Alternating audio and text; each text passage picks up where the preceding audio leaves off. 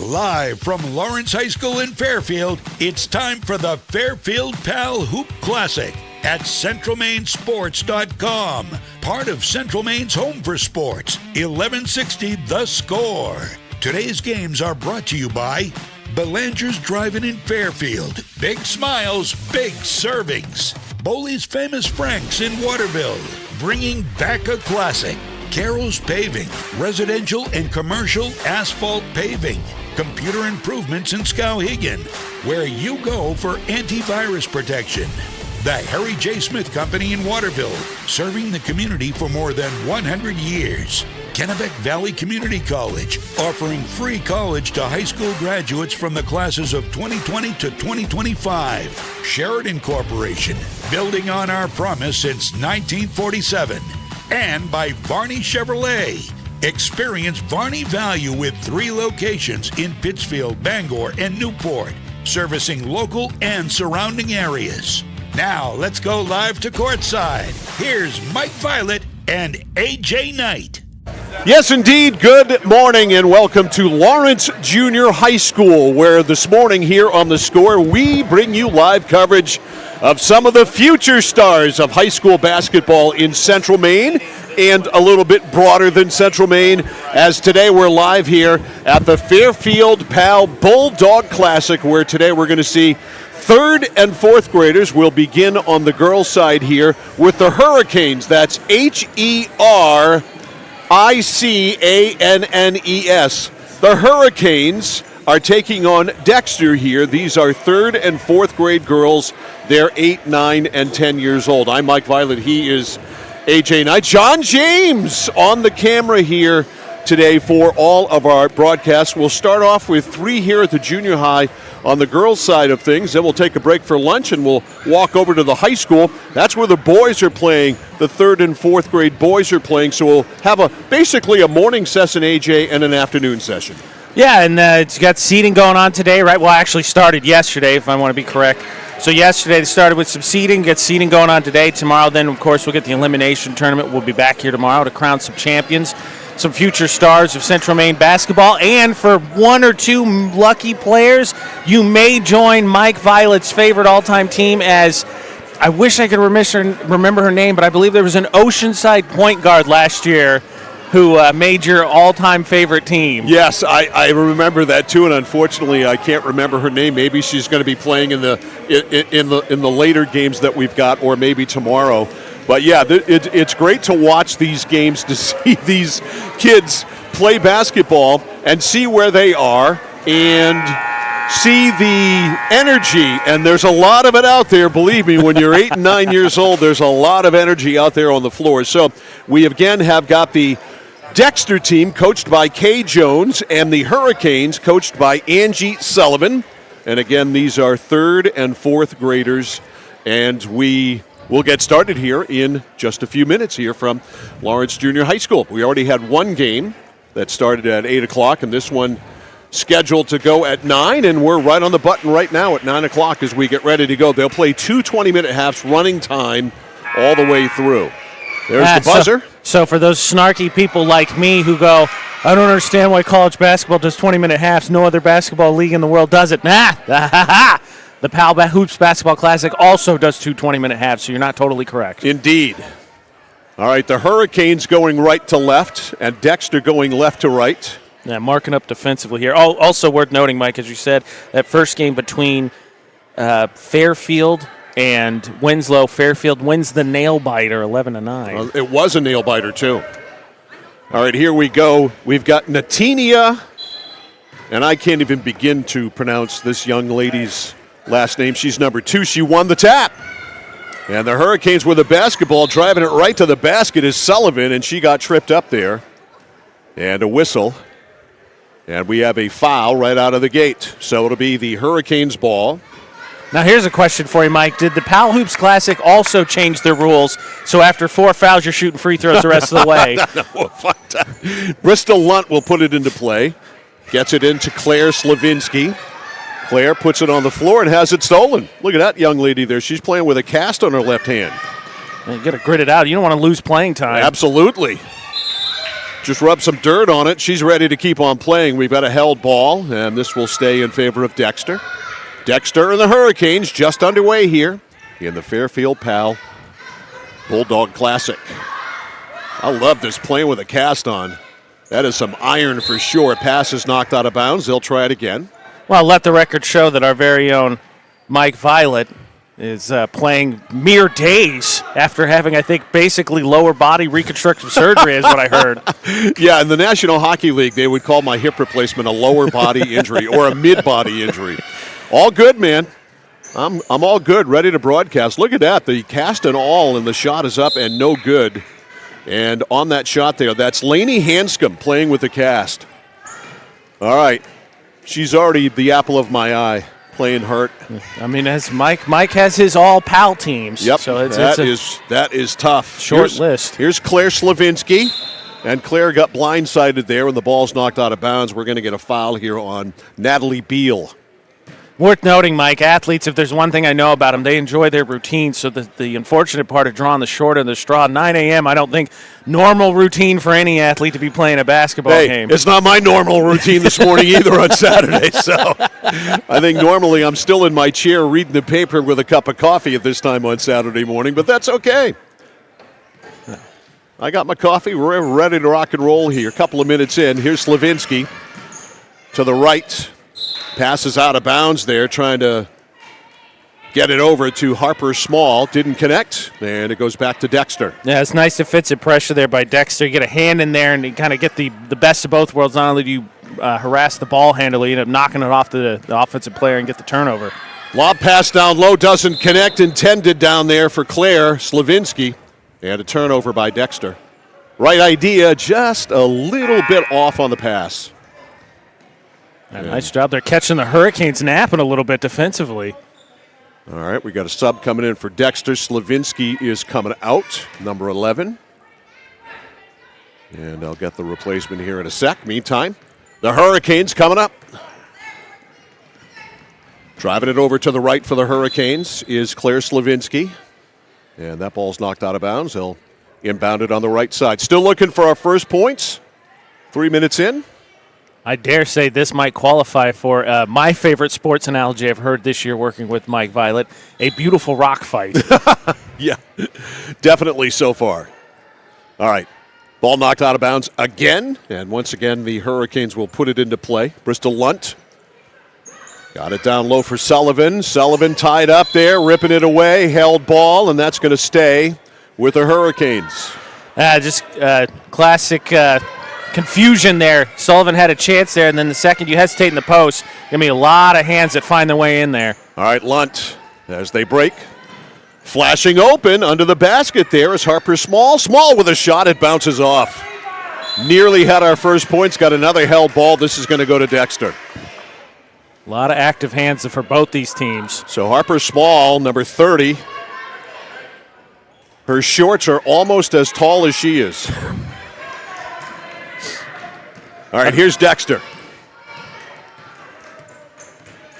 This young lady really can bounce the basketball. She's an excellent little point guard. They get it down low, the shot up, it bounces off. Rebound Small on the weak side, and it rolls out of bounds off her. So it'll stay with Dexter. Addie Dorr will put it into play. Scoreless. Dexter and the Hurricanes. Third and fourth grade girls. Bounce pass in the corner. Baseline shot is blocked. Loose ball tied up in there, and coming away with it there for the Hurricanes is Natinia. I'm going to call her Natty O if that's okay. I like it. Natty O. Natty O goes up. Shot is blocked, I believe. Yeah, I think somebody got a piece of that one. Defensive intensity. Those teams scouting for later matchups between either Dexter or Hurricanes. You better watch out. Active hands both ways. Well, now they're going to have the game on film. All they have to do is go to YouTube at Central Maine Sports, and they can scout right there. Yeah. That's what we do. We're very coach-friendly on Central Maine Sports. They wouldn't be the first coaches to do it from what I hear. All right, to put it into play, Bristol Lunt. They're all lined up at the foul line, as you can see. Late break. Working around the pick, and the ball is picked off. Circling around that pick was Ainsley St. Amand. And the ball was picked off. I didn't see what happened after that. Unfortunately, she stepped out of bounds. Okay. So she tried to get that plant foot in and missed. I think she actually slid a little bit. All right, Lunt to put it into play. But that was a well-designed and well-executed play. They got what they wanted there into Small. Small picks the dribble up. Small looking for a teammate. Lunt in the corner. Lunt circles, bounces it off her foot. Loose ball, scramble, picked up by Dexter. Driving to the basket, Ariana Beal throws it up too hard. Rebound back up, no good. Rebound bounces around. Dexter still with the ball. Off the left side, no good the shot. Dexter with offensive rebounds galore. And the pass down low, intended down there for Ariana Beal, is knocked out of bounds. It'll go to the Hurricanes. Good And we got a whistle. Timeout on the floor. We'll take it to 13:35 to go in the first half. No score. Hurricanes and Dexter on the score. For us, it's a family business that is steeped in tradition. You know, our relationship with Waterville goes back a long ways. Over the years, we've been fortunate enough to grow, and we've been able to grow with the town. We look at the work that we do as something bigger than just the sale of a car or the servicing of an automobile. We're here to be a part of something bigger than just ourselves by giving back to the community with our time and our energy, because it's all about taking care of people. Mike Violet, AJ Knight, and our score crew, which today consists of Mr. John James. We are in awe of the presence of John James, radio legend, my radio homeboy. Worth noting, John James joins us very graciously today because our very own Sean Packer is actually going to be in Portland covering state championship basketball. Yeah, Sean's going down to get some videos, some photos, and do some game stories on what's going on down there today, which, of course, it's an active day. That's where the A championships are going to be played, and the double A's? Yeah, the A's and double A's and the C's and D's are in Augusta. All right. It'll be the Hurricanes, it'll be Dexter ball under their own basket. Let's see what kind of play they come up with. It's open. The shot is no good. Close. Rebound. The putback off. Rebound. Got a held ball there for a second, but the Hurricanes, it's Brooke Sullivan coming away with it. Brooke, look at her. Both hands. Oh, she got a little bit ahead of herself and is called for the travel, but I like the fact that she used both hands there. Yeah, tried to, I think, jump stop there. And then I think it was one of those cases where she was so surprised by how open she suddenly was. Whoa, I am open, aren't I? That one was going up for sure, up off the bank. All right, Dexter on the drive there. It's Gracie Bevilar, and Bevilar on the way up got fouled. Nice job there. Dexter getting good looks here. Again, another pass where forcing the defense to rotate. That one short, do draw the foul. Hey, we're getting free throws. A little confusion here on, I think, where the third and fourth grade free throw line is. And I think it's Ariana Beal who's going to shoot, number 5. I think I can make it from there. Front rimmed it. One more for Beal. Yeah, but I got to go underhand. I'm going to have to. You're going to Rick Barry it? I'm going to have to Rick Barry it. All right. That's allowable. Always interesting to me to see different basketball players' routines at the free throw line. All right, Beal up and in. We have points. 1-zip Dexter. Coming down to 12 minutes to go in the first half. Our first game of the day between the Hurricanes and Dexter. All right, bringing it up now. For the Hurricanes, and kind of clogged up there, Sullivan. And Sullivan ends up on the deck. Poor little thing. Is she okay? Ooh. I think she caught. She hit it hard. Helped up by a Dexter player, and she's shaking it off. The ref there, I don't know. Absolutely. Let's give her a run. She's a tough nut, man. I think she's going to get a breather here real quick. I was just going to shout out the ref, too. I don't think he's getting paid to be the trainer that's supervising the players there, but he stepped in a hurry. So Brooke Sullivan on the bench after hitting her head on the floor. Sitting there, seems to be okay. I think just give her a moment to catch her breath, Shake basically. it off. Yeah. Shake it off. All right, we got a timeout. So timeout, we've got points. No timeout. They're just going to pull everybody back. My bad. Dexter with the ball and a 1-0 lead.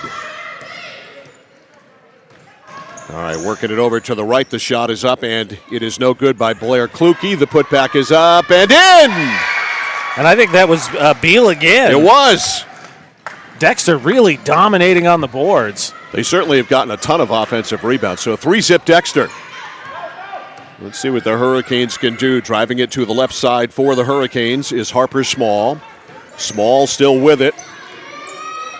Small looking for a teammate to pass to. That is knocked out of bounds by Dexter. Excellent defensive play there by Chloe Yankowski. Yeah, and I think this is an issue you see. I think the Hurricanes struggle a little bit. Beal, I think one of their primary ball handlers, so kind of coming out of their normal rotation, sort of put them in a situation where they kind of are unfamiliar. Natty O is coming back in. Oh, she's got knee pads. She's old school. Natty O, knee pads, headband. She's got the look. Bounce pass, bounces away, and it's picked off by Dexter. Stolen there by Chloe Zankowski. Open, under the basket, shot up, no good, off the glass. Rebound, Dexter again dominates. The step back is too hard. Dexter with a 3-0 lead, and Dexter will hang on to the ball. Shot from the right side is up and in. That is Blair Kluke. And Dexter rolling a 5-0 run. They lead it 5-zip. Took them a second. Those offensive rebounds certainly help. That's for the Hurricanes. You're letting your team, the opposition, get a chance to find some rhythm. Harper Small stops left side. Small being defended, as you can see, rather closely. And dished it off. We got a whistle behind the play, and I think what they call 3 seconds? I think offensive 3 seconds, I believe. Okay.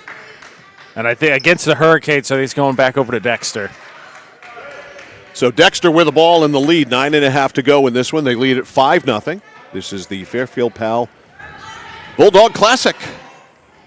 We're live here at Lawrence Junior High School. Mike Violet, AJ Knight, John James, our score crew. A Saturday of 3rd and 4th grade basketball. Girls to start it in the morning session. The boys, from the left side, the shot is good at 7-0. What a jumper. That was clean. Who was that? Right here in the green shoes. I missed their number. Was that Kluke? That form is, whew. Let's get a number on her when they turn around. All right, here's Natty O. Natty O in the paint, turns, fires, no good. Rebound Dexter. That's Kluke. She got the rebound now. She got a teammate up front. All right, Kluke driving. Natty O shuts her off. Pass left side, picked off. Loose ball in the paint. Picked up by Kluke, tipped at the foul line. Button, who's got the button? And right now it's the Hurricanes, and coming up the court for the Hurricanes, she was blindsided there, and I guess they called a foul on Kluke. That Kluke there in that last pass just a little too late. Had that earlier, she's got a teammate for an easy layup, and she saw it late. 7-zip Dexter. Somebody's going to have to put the ball into the play here. Natty O comes over. And flashing open on the left side is Fiona Bessie. Bessie to Small. Small up short. Rebound, run down by Dexter. Here comes Dexter. The lead pass. It's under, it's up, it's in! Nice job by Kluge there. You see the adjustment. She gets her heads up, sees her teammate. Easy layup on the fast break. Blair Kluke, at this point in life, when you can dribble that fast with your head up, you're going to make a play. Yeah. You can see the open man. That ball is stolen by Dexter. On the floor there for the Tigers. To pick it off was Beal. To Kluke. Kluke, lead pass to Beal. Under, up, no good. Rebound on the other side is up and no good. Rebound on the other side as they seesaw it back and forth, now out of bounds off Dexter. Dexter doing a nice job taking a commanding lead. This is where, the started slow, both teams active hands defensively. Dexter starts pounding the glass, especially on the offensive side, gets the chance to get more and more shots. Now that glass becomes lets them extend their lead because they shut down possessions or get multiple shots. All right, here's Brooke Sullivan back in and runs right into a defender, and there's a foul there on Dexter. The foul called on Ariana Beal. I believe Ariana Beal, a student of the Bad Boy Pistons, who once said, "If you're going to get a foul, don't do it on do it on purpose." All right, loose ball. Natty O picks it up, goes to the basket, stops about 5 feet away, missed. And the ball's out of bounds, and it's off Dexter. It'll stay with the Hurricanes. I think we got timeout here for the Hurricanes. All right, timeout. 6:39 to go in the first half. It's all Dexter. Dexter 9, Hurricanes nothing. We'll be back after this. Central Maine Community College in Auburn. Over 40 academic degrees and programs recognized as some of the best in the United States. Nursing, criminal justice, forensic, psychology, IT, education, culinary arts, and so much more. Offering one of the lowest tuition rates in New England. Plus, a top-seeded national champion producing athletics department. Central Maine Community College in Auburn. Find your passion. Go to cmcc.edu. Back here live at Lawrence Junior High School. It's the Fairfield Pal Bulldog Classic going on today and tomorrow. 3rd and 4th graders. And we're kicking things off here with the girls this morning. Dexter and the Hurricanes. Dexter rolling right now, leading 9-0. Hurricanes have not been able to get many good looks at the basket. No, they've really struggled. There's been almost a little bit further out than the restricted area, but Dexter's done a nice job basically walling off that area, and they've dominated on the glass. All right, Harper Small to put it into play. Let's see the execution on this inbounds play. Sullivan around the pick.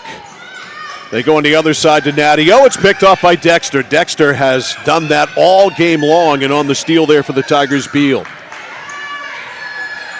Nice pass down low, under up, and no good. Terrific pass there by Blair Kluge. She's having a heck of a game from the point guard spot. And the Hurricanes with the rebound. Bringing it up is Sawyer Williams. Pass is stolen by Dexter. Whoops, that's a travel there, unfortunately, is going to be called on Olivia Hotham. Yeah, Hotham there caught it, and I think just got kind of caught in an awkward position about midcourt. A lot of traffic running through there. She got just a little bit hesitant. All right, Hurricanes ball. Natty O will put it into play. Also, subs coming in too. Say for the Hurricanes, good to see Sullivan back out there. But we knew she's tough. She telling the ref, I'm fine. Coach, don't take me out. When you got a headband going like that, you're tough. Yeah. She's got the moss and the headband, and she breaks open. Nope. Yep. Get it to her. Here's Sullivan. Sullivan, who plays fast. Sullivan drives, fires it up. It's no good from the right side, about 10 feet away. The rebound is taken down by Dexter. This is a great take by Sullivan. I think she even had an extra step if she wanted it. Laney Hanscom with the rebound. They get it down low. Now back foul line left to Yankowski. Trouble there. Good defense by Natty O. Got to get rid of it. Finally, over on the other side, it's Ariana Beal. We get a whistle. 3 seconds is called on Dexter. So it'll go to the Hurricanes. Interesting to see how Dexter manages here with Kluge sitting on the bench. She's obviously been their primary ball handler. All right, Hurricanes ball. 4:50 to go in the first half. It's 9-0 Dexter. Hurricanes looking to break the ice. Sullivan opening all the way to the basket. Throws it up. No. Sullivan had a good look there. That's one of the best looks that the Hurricanes have gotten, and she's got it right back. Throws it up. No good, but she's going to the line. She's on the deck again, but this time didn't hit the bean. Is she going to get shots? Yes. I would say I think she earned that one. That's one of the things too. If you're unfamiliar with the Pal Hoops Classics, our second year here, there's some players who that laundry is gonna be necessary because they're gonna hit the ground a few times. Sullivan at the line, chance to score. Shot is up and good. They're on the board, 9-1. Brooke Sullivan scores. You could tell those last 2 offensive possessions, Sullivan really trying to get her team off that goose egg. One more here for Brooke Sullivan. From the Hurricanes, who certainly win the flashiest uniforms award so far. Yeah, those shorts are cool. Some styling shorts. Second one, no. And the rebound, guess who? Kluge. Kluge right up the court. Kluge angles to the right. Gets it down low. The turnaround pop there is no good by Yankowski. Now the shot is up, missed by Beal, and Beal is fouled, and Ariana Beal is going to get 2 from the line. Yeah, Sullivan got that first initial block, I think, and then that second one got a little bit more forearm. Wesley Snipes' argument, forearm's part of the hand, part of the ball, but, I mean, here at the Pal Hoops Classic, I don't think it works that way. All right, 2 free throws here for Ariana Beal, and the bank is open. Gotta love when you're a leading team and you can hit those freebies. 10-1. That lead. Got to hit your free throws. Must make free throws. Uh-oh, getting accusations here from the refs. Maybe she stepped a little too close to the line. Okay. They do keep the point on the board, though. And the second one by Beal, lane violation, no good. Didn't go in anyway. Wouldn't have counted anyway. So I believe, Mike, that might be actually on Beal because when she jumped, she lands across the line. So a future Olympian possibly also working on that form. 10-1, 2.5 to go in the first half. Hurricanes with the basketball. Finally scored on a free throw by Sullivan. Now we've got a whistle on the far side. And I think a foul? Yeah. Does it look like that's... There's Lunt to put it into play. Let's see how they run this play. Maybe Addie Dorr, I believe, who came backside, basically scooped it up, but I think they got a little too much contact. All right, picks are set. Play is run, and nobody's open. And the ball is stolen on the far side by Fiona Bessie. Bessie gets it over to Kluge. The shot is up. It is no good. Rebound, Hurricanes. A nice fight for that by Small to come away with that because initially Dexter looked like they were going to get another O board. Harper Small. Pass over on the right side to Slavinsky. Slavinsky hands it off in the corner. Now back to Claire Slavinsky. Slavinsky to Small. Small stops at the elbow. It's short. Might have been deflected in her defense there. And the rebound out of bounds. It is off the Hurricanes. It's going to go to Dexter. Well, I don't know about that. Look, last thing I want to do is call out the refs here, but I thought Beal was the last one to touch that for Dexter. She took good bear paw at it. 1:20 to go in the first half. 10-1 Dexter. Here's Kluge. Kluge with an opening. Passes, though. Pass down low. Picked off. Lunt stepped in front of the pass. Here's Sullivan. Plays like her hair is on fire. She goes down the right side. Loses the ball, though. And here comes Dexter. That's a traveling and a backcourt all in one. Either way, it's a turnover. Make your pick there. That's a case. Kluge, I get it. You want to get it to your ball handler, but once you commit to take off past midcourt, get past midcourt, then look for Kluge. All right, Hurricanes ball into Sullivan. A little scouting here. I think there's a Pittsfield player that wandered in here. Yep. Sullivan works it to the right. Sullivan in the corner. We've got a whistle. I think they got Sullivan. She had the. Oh no! I thought they were going to get. I thought they were going to get her for the loose arm. No. Okay. It's going to stay with the Hurricanes. Yeah. Break there. You're Dexter. That one, you might have a chit-chat at halftime with the stripes and see what he saw. 49 seconds to go.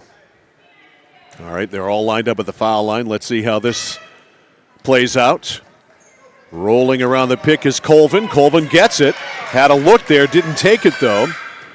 Now dribbles back. Ends up in Lunt's hands. Lunt's able to save it from going out of bounds. Now Sullivan. Sullivan circles to the foul line. Goes over to the right. Sullivan stops. No shot available there. 30 seconds to go. Sullivan ends up on the deck again. And they call her for traveling. I think she gets caught with that pivot foot. She gets a little bit flustered. That's a great pass, like you said, to Coleman. I think you would have liked a little bit more zip, give Coleman just an extra split second, but she definitely had a look there. It was a good inbounds play. All right, Kluge with 25 seconds left. Dexter 10. Hurricanes 1, and going up for the shot there and hit and fouled is Addie Dorr. Take a look at this one. Sullivan's very, very active trying to get some swat. Sullivan, I think the hitting the deck again, not helping her there. The refs probably going against her on that one. All right, so Dorr at the foul line, and the official warning her about the line that if you're going to jump, you can't go over the line. And she didn't. Shot is short. One more. Also, shout out to her sneakers. I think those are super popular now, but I believe those are inspired by the original Jordan 1s. Yeah, now that I take a closer look. Second one, no good. Air ball. And that will go to the Hurricanes. 20 seconds to get a shot. They trail 10-1. Sullivan's had the ability, I think, to get into the lane and get downhill. Thing I think if you're the Hurricanes, you want her to watch for, she's going to come get some coaching real quick, is make sure you see she subs out. Make sure you see an open teammate. Slavinsky rushes up the court. Slavinsky to the basket, under, up and in! Claire Slavinsky goes coast to coast. And she scores, and it's 10-3. play of the game. Here's Kluge up at the buzzer. It is no good. And with 0.7 seconds left in the first half, she's going to go to the line. Nice job there. She drew the foul there, got a little hand on the back as she went up for that jump shot, and it heads up play by Kluge to know the time. All right, Kluge with 2. No. Got to go over and slap palms. It's bad luck otherwise. One more shot here for Kluge. Missed. And as soon as somebody touches it, that's it. So, first half is done in this matchup between the HERicanes and Dexter. Score at halftime in this Fairfield Pal Hoops Classic opener for us. Dexter 10, the HERicanes 3. Second half action coming up next on The Score. Looking to begin or further your career in manufacturing and don't know where to start? Mid-State Machine is in need of CNC machinists at our Winslow facility, where we manufacture components for some of the most exciting industries: aerospace, defense, power generation. I'm Jeremy Stanford, manufacturing manager, and I personally want to invite you to come learn about the great pay and benefits Mid-State Machine has to offer. To apply, visit midstateusa.com. That's midstateusa.com, an equal opportunity employer. Come grow with us. Welcome to Sparkling Ice. All right, team, another fruitful day at Sparkling Ice. Orange mango, how's it looking? Big and orange. Poetry. Vitamins and antioxidants, talk to me. Hi. Good talk. Strawberry lemonade, how is it flowing? We have achieved Class 5 flavor rapids! Love it. Bottle it. Sparkling Ice, anything but subtle. It's like this every winter. When the temperature drops below 45, my palms sweat and I get really anxious. It's not your fault. You're suffering from seasonal winter driving disorder. 3 and 4 drivers suffer from SWUDs because they have all-season tires. They aren't designed for wintry weather. Luckily, there's a remedy. Take 4, call me in the morning. Visit NokianTires.com/remedy for the cure. Is this a prescription for tires? 201 Tire Battery and Service, Riverside Drive, Vassalboro.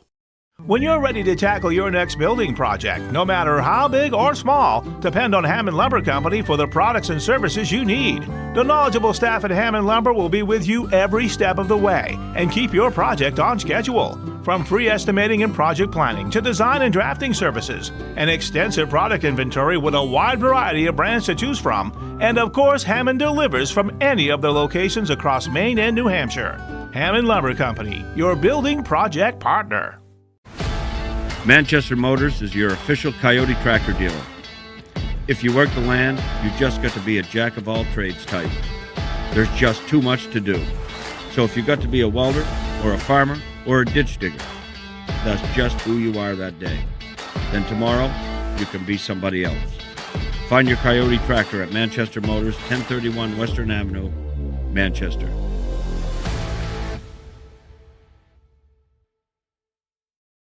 Raising money for our cause, supporting our neighbors, helping to recognize those that should be recognized, providing educational opportunities, working together to make someone's day just a bit brighter.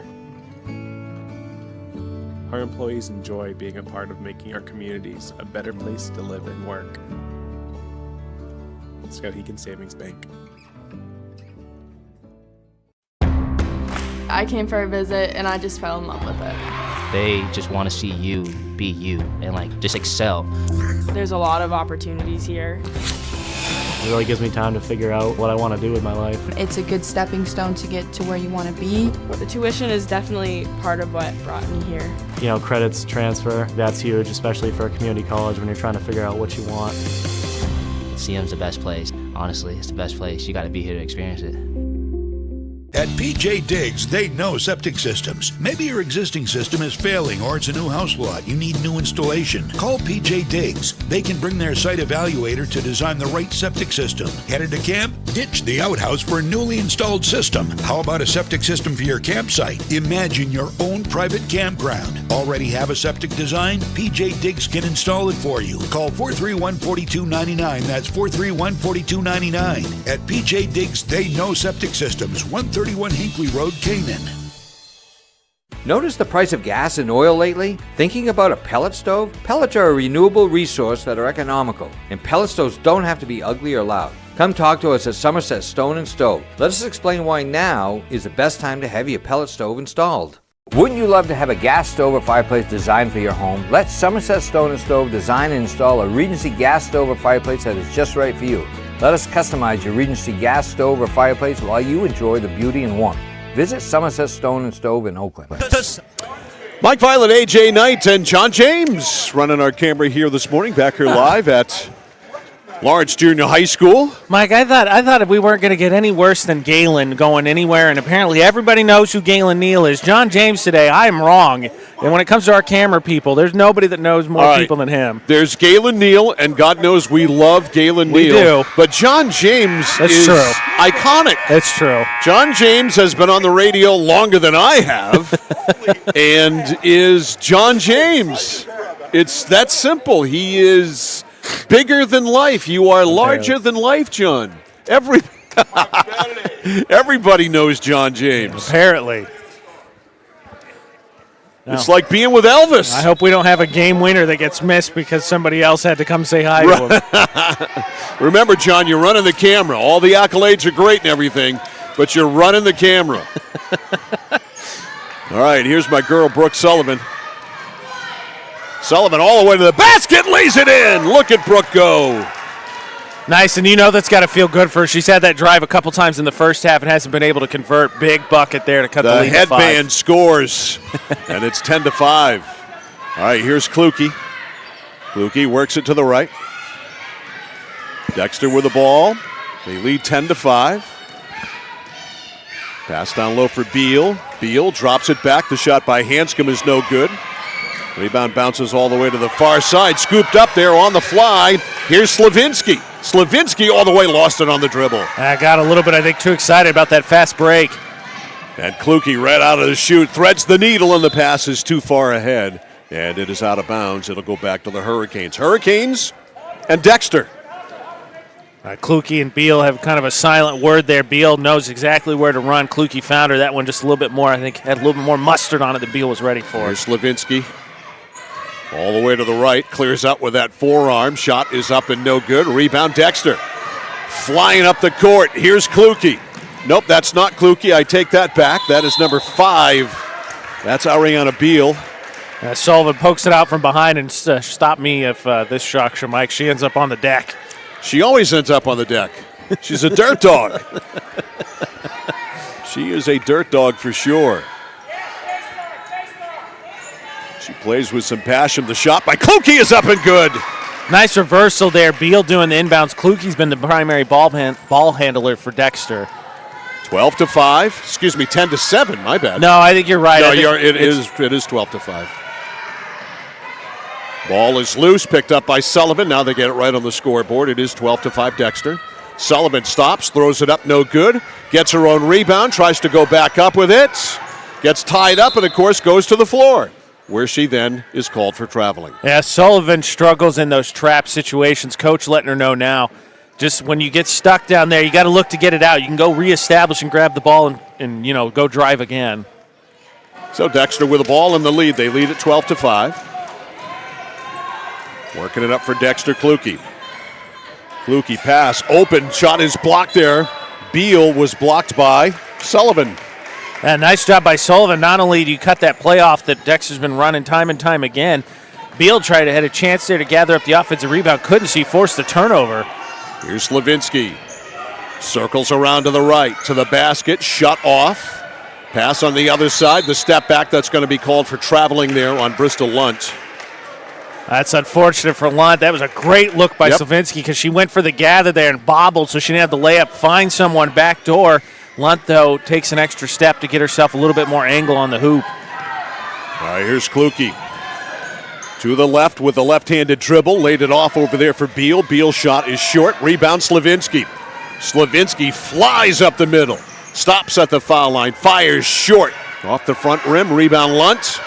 Lunt, couple of steps back. They're going to call her for traveling as well.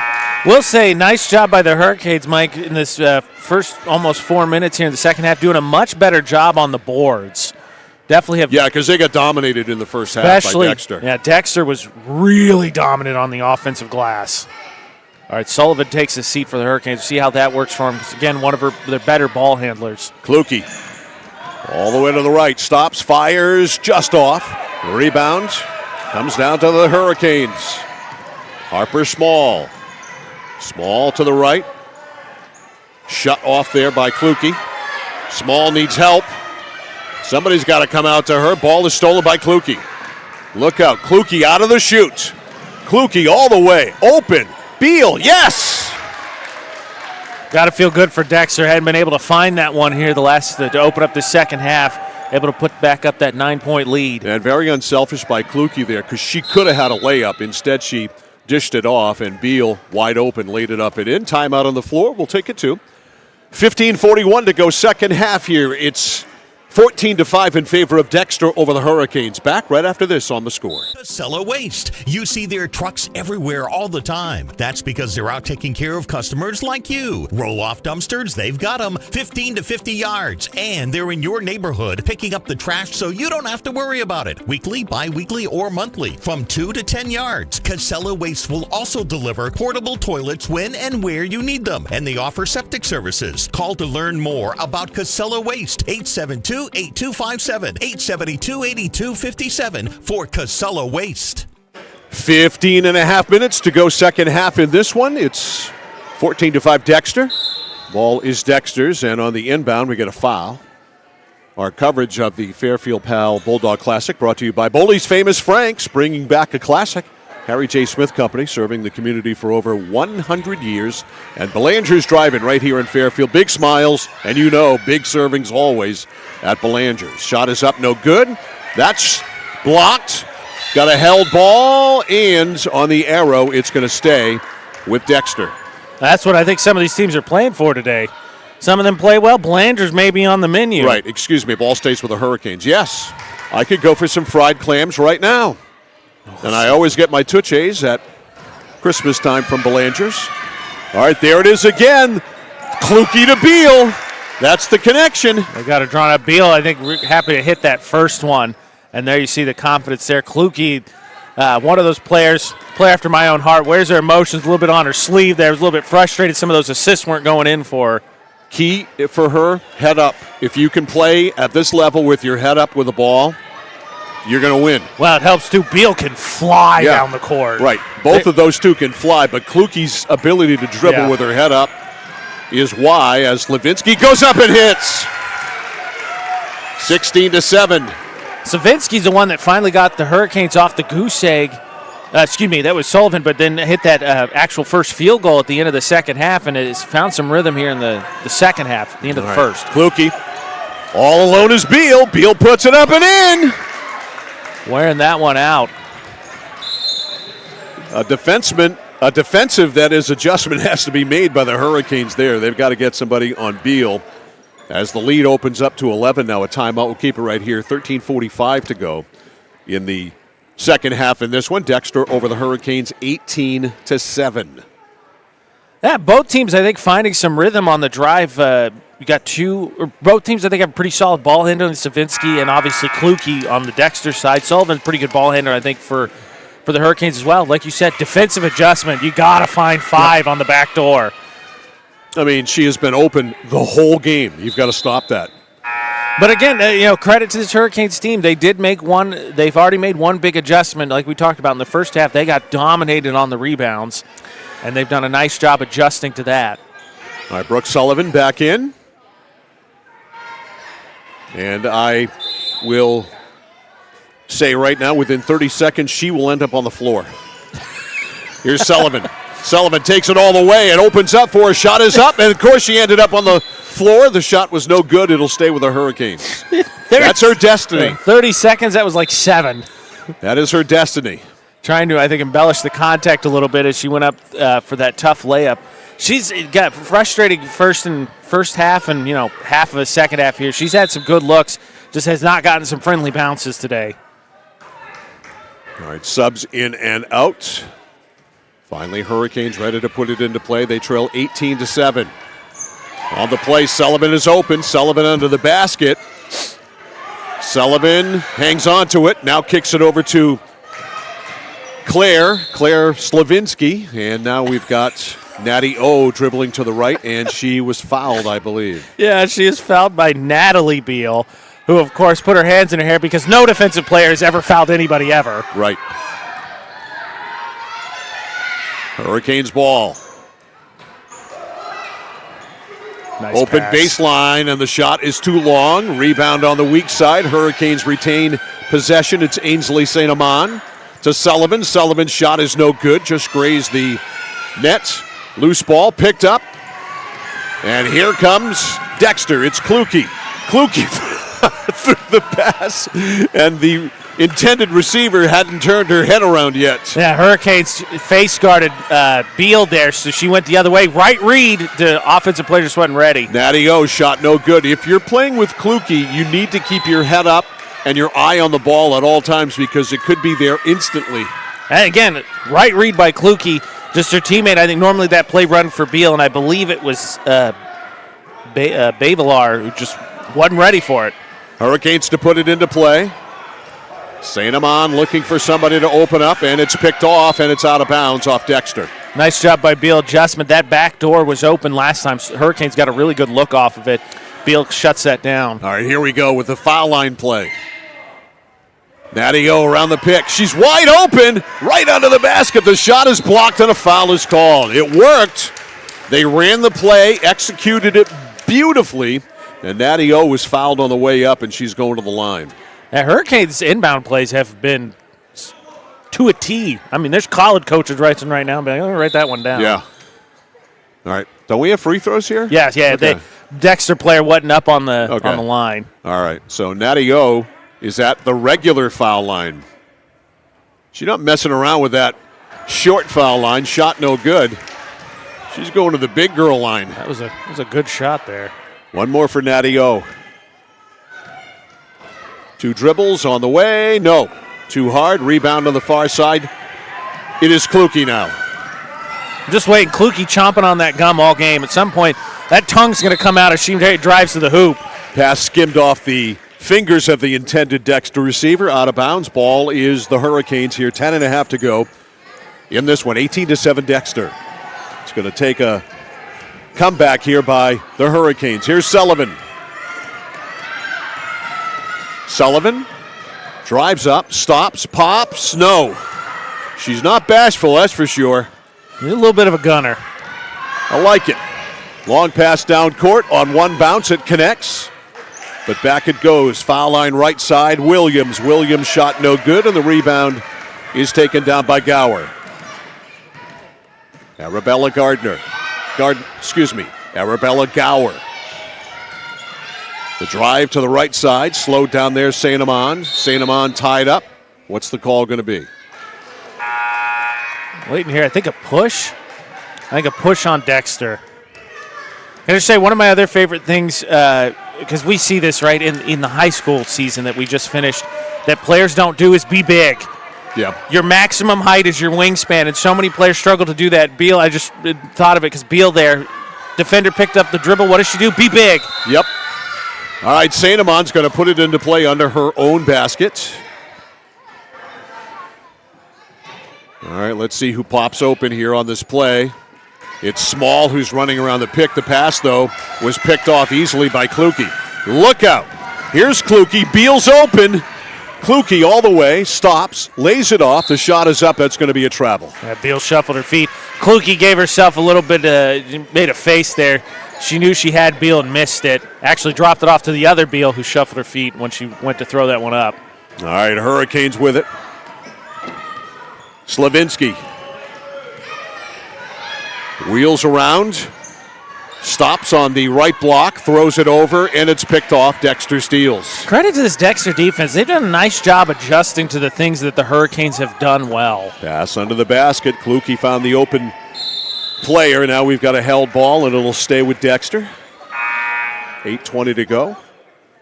Subs coming in here for the Hurricanes. And a Dexter ball under the basket. Reminder for everybody watching the game as we do this stretch of 3 games for girls games. This will, of course, be on our YouTube. It'll exist in perpetuity if you're looking for CentralMainSports.com and you want to watch it later. Just remind everybody that's where you can go find the archive as we switch to the boys a little bit later this afternoon. All right, Lainey Hanscom showing off her cast to the official, and I think he's making some sort of an adjustment on it. Hey, he's just worried she's not going to use it. I'm just kidding.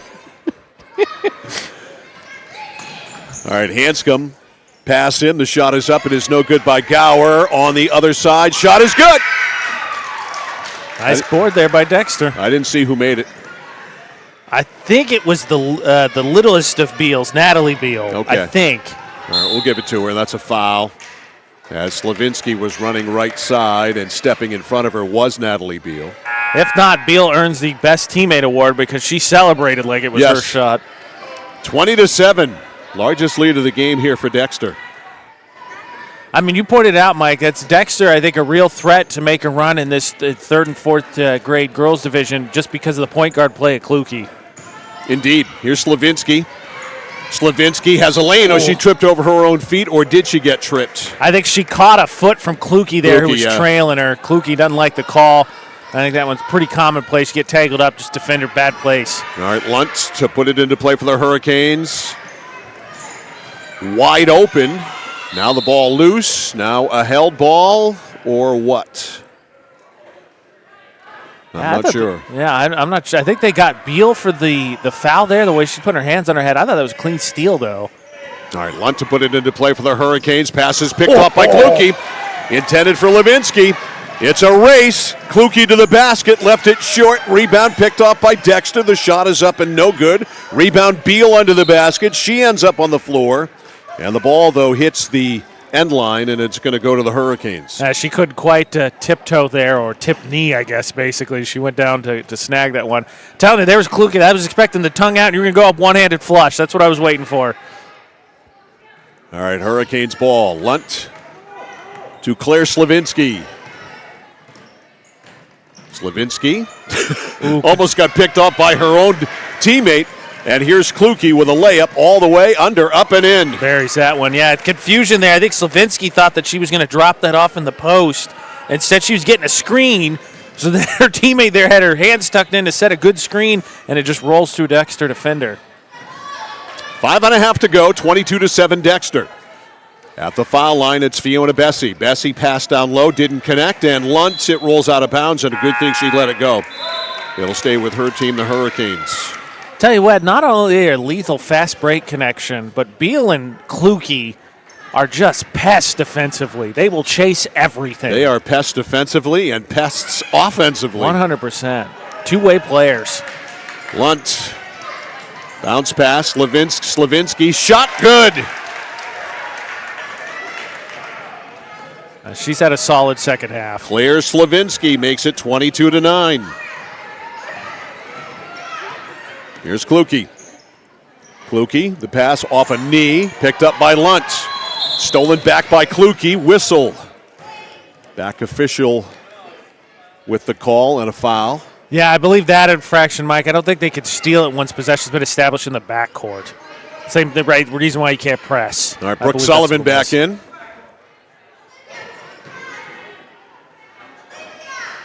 The over-under on her ending up on the floor is 21 seconds. Up! It was 2 seconds after you finished the sentence. She draws the foul. Yep. She did draw the foul. If you're taking unders here, you're cleaning up this morning. She is a piece of work. I'm telling you, the laundry's going to be necessary in her house this evening. All right, Luntz. They run that play. The pick didn't work. Small, stepping in front of Small was Beal. Beal, nice job there. A little body contact, couldn't keep her footing. But again, her and Kluge just passed defensively. All right, Lunt. Small has to run it down and does. Foul line left. Looking to get it to Sullivan. Didn't connect, and it's stolen. Here's Kluge. Kluge. Nice. Lead pass for Hotham, and unfortunately, or Hanscom, I should say, unfortunately she couldn't handle it, but Kluge bails her out, shoots and hits.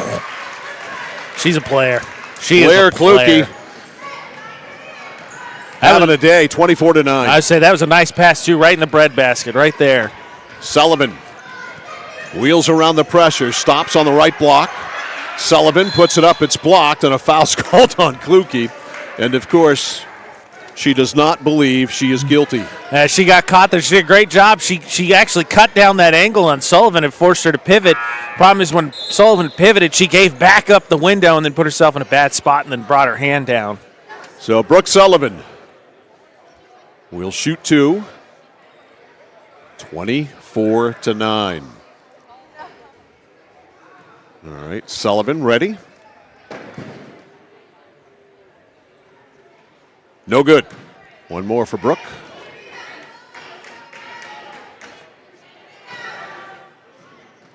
Two dribbles, 3 dribbles. A spin, a dip. The shot is up and good. So Sullivan hits 1 out of 2, 24-10. Caught the back ran a couple times, 3-4 times there. Shooter's roll. Yep. All right, Dexter ball here, 2:18 to go. They lead at 24-10.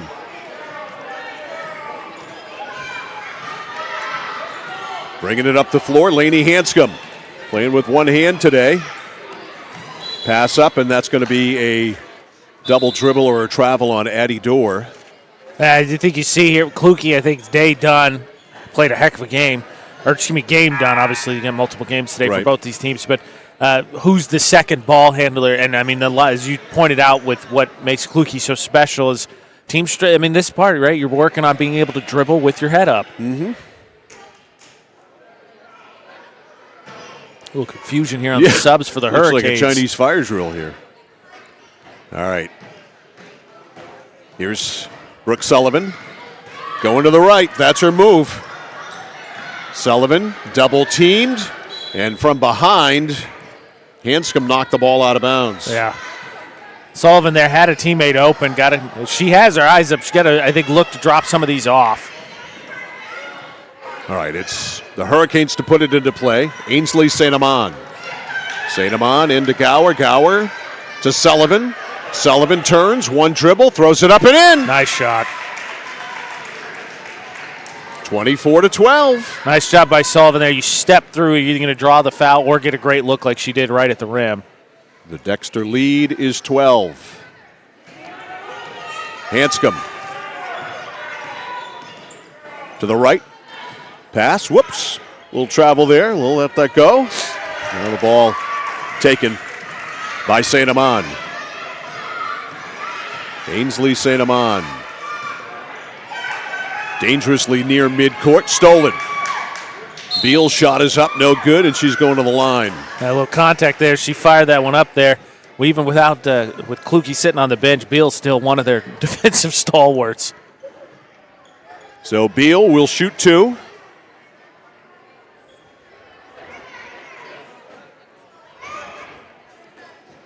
(24-12). Dexter has led all the way.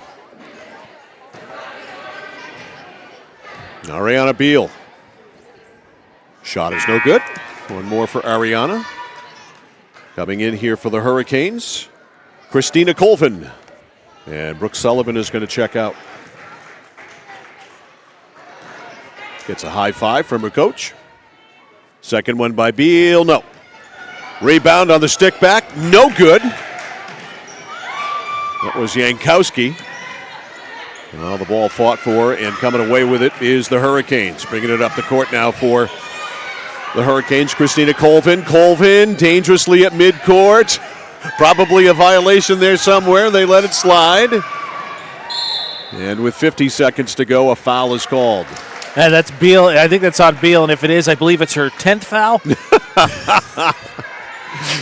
All right, it's St. Amand to put it into play for the Hurricanes. Beal all over her as she tries to put it into play. Open player, shot is up and in. Nice pass, nice shot. Absolutely, and I believe that was No, that wasn't Harper Small. That was Taylor Dow. Nope. Fiona Bessie, I believe. All right, it was Bessie. I'm trying to find the numbers. 23, right? No, I think it was 12. No, it was 12. Okay, right? 12. Yeah, Bessie. Nice shot there. Fiona Bessie with the field goal. Beal drives, stops, throws it up from just inside the foul line. No good. Scramble for it. Natty O in there, scoops it up. She couldn't get it. Now on the floor to get it for the Hurricanes is St. Amand to Natty O. Natty O with 10 seconds to go. Give it to Bessie. Natty O. Shut off. 5 seconds to go. Back outside the pass. Colvin. Colvin stops, and the clock runs out. This Dexter team's going to be a force. Well, they certainly were a force today. A really good half here in the second half. After a 10-point first half, they put 14 points on the board here in the second half, and they win it over the Hurricanes by a final of 24-14. No question about it, though. Blair Kluge, our score player of the game. She was dominant. Yeah, again, her and Beal made a lethal combination no matter how you sliced it, defensively, offensively, on the fast break. Those two do a nice job there. They know what play they're running. They do a nice job getting hands in there. But, yeah, and not to mention, I actually think I got it here for you. She has a clean jumper. This one in the first half, you're going to see her roll, stop, and pop. That'll work. That's a nice looking shot right there. So, final score here in Game 1 for us here today. It's Dexter 24 and the Hurricanes 14. Game 2 is coming up here in about 10 minutes. On the girls' side, 3rd and 4th grade, it'll be Pittsfield and Oceanside. That is coming up next here on The Score. Over 30 years ago, Paul and John A. Bowen set out on a mission to help aging Mainers stay in their own homes. Assistance Plus grew from their passion, dedication, and integrity where clients come first. Today, Assistance Plus serves not only the elderly, but clients with developmental and behavioral health challenges. Assistance Plus is here for you today and through all points of your life.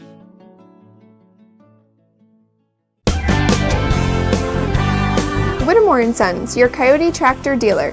Dependable sales and service for over 50 years. We are located on the Waterville Road in Skowhegan. Sales and service by a family who cares.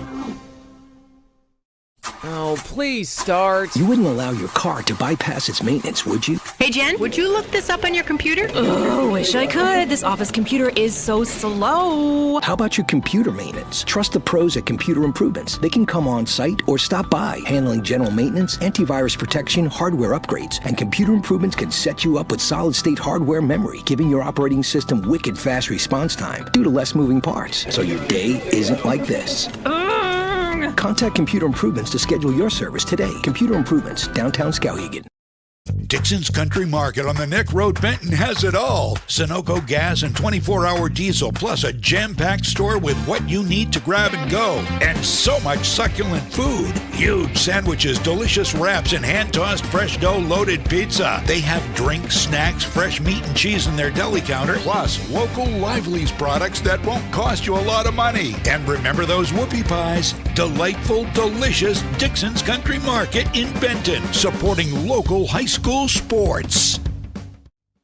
If you have been looking or wanting a complete heating, cooling, and plumbing contractor for residential or commercial all under one roof, Maine Preventative Maintenance is the only number you'll need. Maine Preventative Maintenance is also a registered and recommended heat pump installer with Efficiency of Maine. You may even be eligible for financing through Efficiency of Maine. Emergencies always happen at the most inconvenient times. Don't put it off any longer. Don't wait until something happens. Call Maine Preventative Maintenance today for peace of mind. Maine Preventative Maintenance, 465-4505, 465-4505. Spring is the season of rejuvenation and the perfect time to revitalize your home with Renewal by Andersen. Our spring savings event is only once a year. Call Renewal by Andersen to schedule your free window diagnosis and take advantage of this incredible limited time offer. We've installed over 4 million windows, earning us 4.7 stars in customer satisfaction. Call the number below or visit us online today. And remember, call now because these great savings end soon. The better way to a better window. Renewal by Andersen. Discover the printing experience you've been searching for at SBS Carbon Copy on 54 Main Street in Waterville. Tired of getting lost in big box stores? Whether you need unique business cards or large format printing up to 44 inches wide, customized invitations that scream you, we've got it all. Our team is here to print, copy, or scan with a smile. Fast, affordable, and with a touch of personality. Don't settle for ordinary. Dash over to mainprintingservices.com where printing's personal, not puzzling.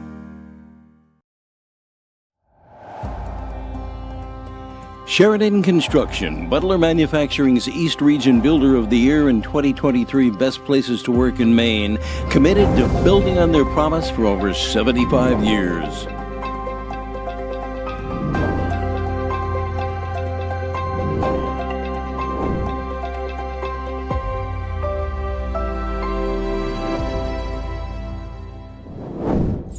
Sheridan Construction, committed to building on their promise. For us, it's a family business that is steeped in tradition. You know, our relationship with Waterville goes back a long ways. Over the years, we've been fortunate enough to grow, and we've been able to grow with the town. We look at the work that we do as something bigger than just the sale of a car or the servicing of an automobile. We're here to be a part of something bigger than just ourselves by giving back to the community with our time and our energy, because it's all about taking care of people.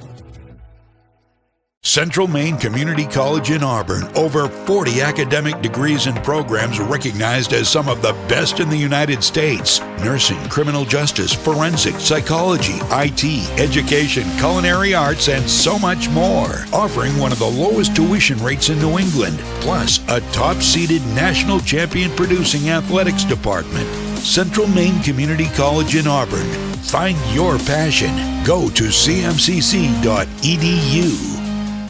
Looking to begin or further your career in manufacturing and don't know where to start? Midstate Machine is in need of CNC machinists at our Winslow facility, where we manufacture components for some of the most exciting industries: aerospace, defense, power generation. I'm Jeremy Stanford, manufacturing manager, and I personally want to invite you to come learn about the great pay and benefits Midstate Machine has to offer. To apply, visit midstateusa.com. That's midstateusa.com, an equal opportunity employer. Come grow with us. Oh, we're back. Mike Violet, AJ Knight, John James running our camera here today. Back live here at Lawrence Junior High School as we get ready to go here in the Fairfield Pal Bulldog Classic. This is Oceanside and Pittsfield ready to go. Yeah, future potential state champions based on last night's result, potentially playing in this one. Oceanside girls getting it done last night. And surprisingly, I guess, the Oceanside boys, the subject of much controversy this year. Yeah, discussion for sure. Didn't even score 50 points last night. Who would have thought? Surprising results, I think, early for me, and I don't claim to know nearly as much as the long-standing fixture of Central Maine sports, Mike Violet, but Presque Island hockey, Massone hockey, Oceanside State, surprised with some of the results. Wow, look at the speed there. Taking it to the basket, driving and scoring is Emily Mata. I guess we should... With a purpose. I was going to say, more basketball excellence from Oceanside. All right, speeding up the right side here for Pittsfield. Lael Kemp, she lost it, and it's picked up. And look out, here's Emily Mata. Mata lobs a pass down low. The shot is up and in. Oceanside certainly plays with conviction. There's no denying that. 4-0. Driving up the right side. And, of course, I don't have a number 12. They didn't give that to me. So I apologize for that.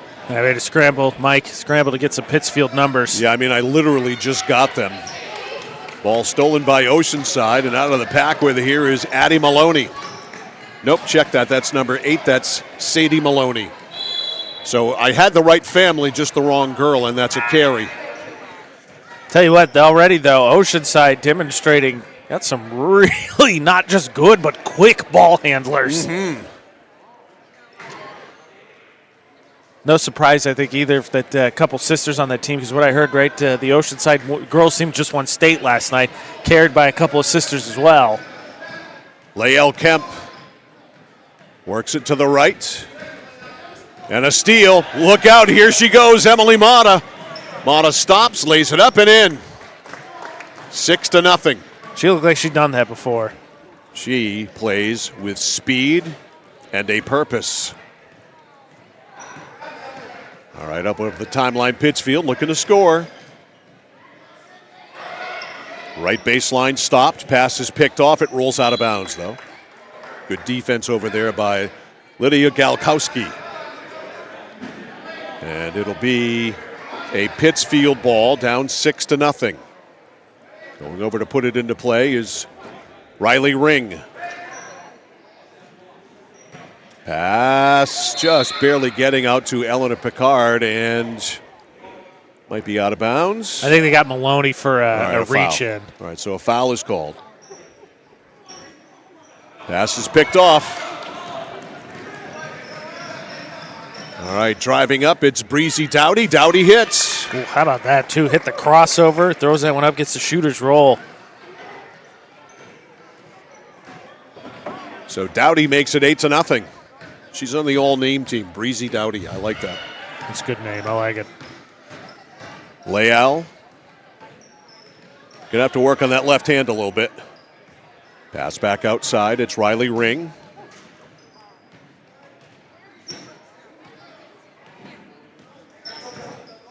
All right, Ring in traffic, ripped away, stolen by Mata, and they blow the whistle just as Mata was ready to break away. I'm not sure what that call was. I believe a specific youth rule, specifically. All right, Ring to put it into play, picked off by Mata. Look out. Mata flies up the court. Mata all the way, lays it up too hard, rebound weak side, back up and in. That was Egan, I believe. Vera Egan. Grabbed that one. Some legitimate size for this 3rd and 4th grade girls team. 10-zip. All right, Pittsfield looking to get on the scoreboard. And that might be a 5-second violation. Might be a 10-second violation. And finally, the whistle blown. And it's going to go to Oceanside. That's stuck there in the pivot. This Oceanside team, is that they have come out and they have blitzed Pittsfield early here. All right, here's Mata. Mata gets a pick. It's wide open for her. She drives and lays it up and no good. Got to use the backboard. Yeah, two great looks for it back-to-back. Too strong on that one. Here comes Pittsfield. A little clear out. The shot is up. It is no good. Before it rolls out of bounds, it's picked off in there by Eleanor Picard. Picard in the paint, looking for help. And it's stolen by Mata. Look out, a clear lane to the basket. Mata, though, slowed up, and she carried it. I think she struggled there in her dribble. I think got caught between decisions there and ended up just holding it and, like you said, carry for a turnover. And Mata's going to get a rest here. Also checking out is Lydia Galkowski. And it's a Pittsfield ball, down 10-0. Here comes Pittsfield.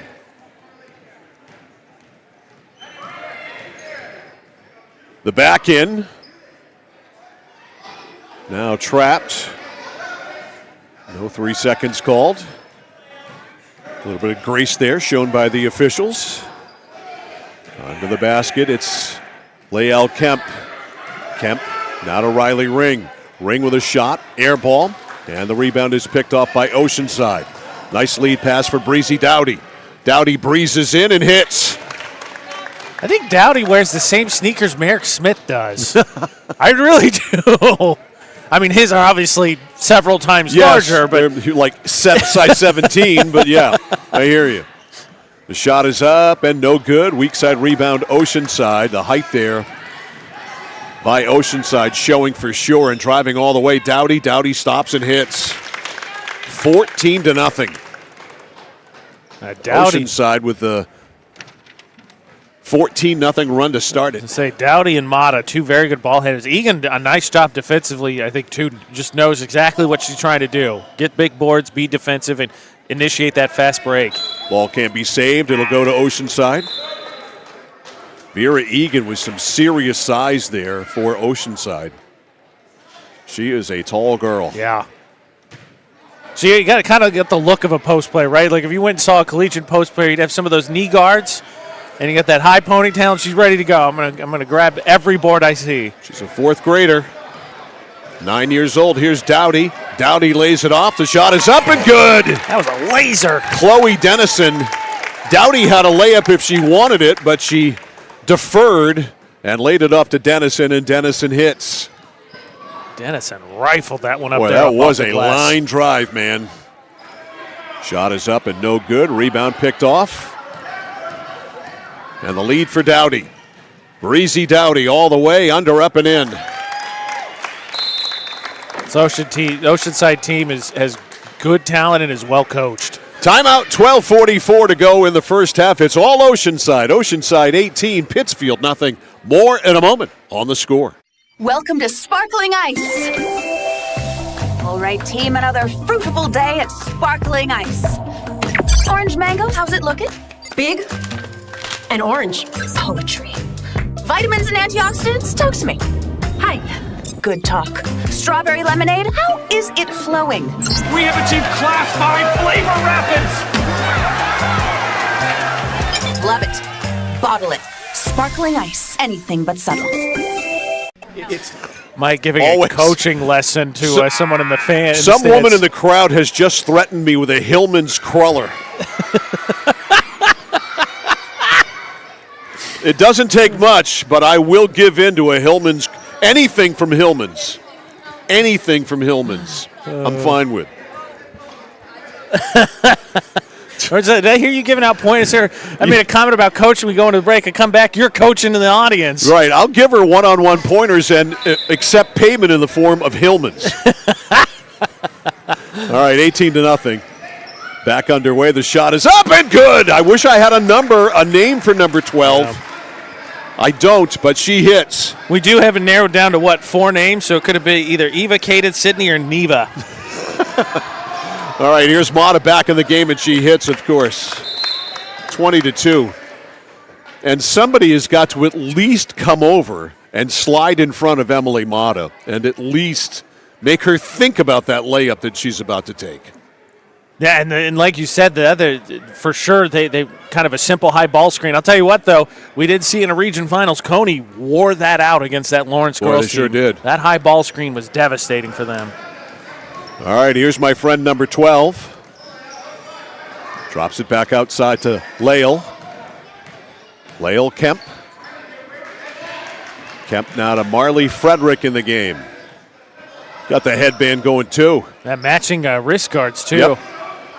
Got it going on with the look. Riley Ring stops on the baseline. Ring tries to go back to Frederick. Ball's knocked out of bounds by Oceanside. Running it down over there for Oceanside, Sadie Maloney. So Pittsfield ball far side. Lael Kemp. Inbounds, bounces over the intended receiver, Autumn Crowley, and they are able to come up with it. Frederick came up with a loose ball. Now top of the circle, 12. 12 stops, 12 fires, 12 misses. In and out, good look there. And we got a held ball. This will stay with Pittsfield. 11 minutes to go in the first half. 20-2. Oceanside has come roaring out of the gate. They just chomped their way to quick 10-0 in a blink of an eye. All right, pass goes into Frederick. Frederick to the top. A little bit of a double dribble there, but we'll show her some grace. Ball's knocked out of bounds by Oceanside.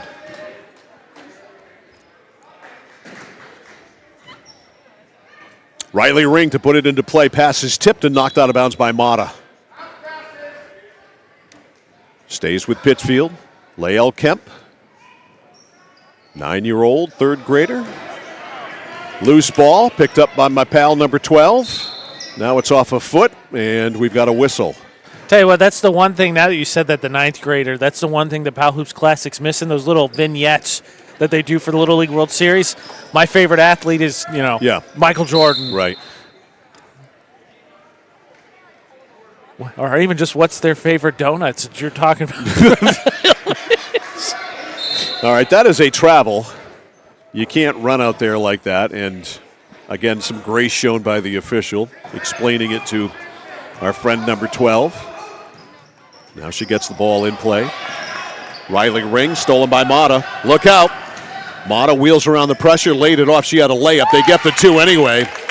And, again, she is very, very deferential as a point guard. Laid it off there, and the shot was good by Sadie Maloney. Yeah, this nice little bounce pass, too. Nice, easy pass. I mean, that's an easy 2 for her, but she let her teammate Maloney have it. Here she goes again. Mata with a steal. Mata drives. Mata lays it up and in. Oh, that Mata had to cross up the stripes there because he was right in the wrong spot. 24-2. great. I'm not wrong, right, Mike? That point guard last year that was a firecracker played for the Oceanside team too, wasn't it? I think so. Working it over to the left is Lael Kemp.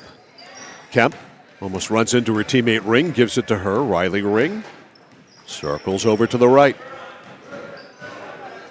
Ring slowly, methodically trying to go baseline. Under the basket, stops, steps back, blocked. Excellent defense there by Lydia Galkowski. Now Mata, crossover.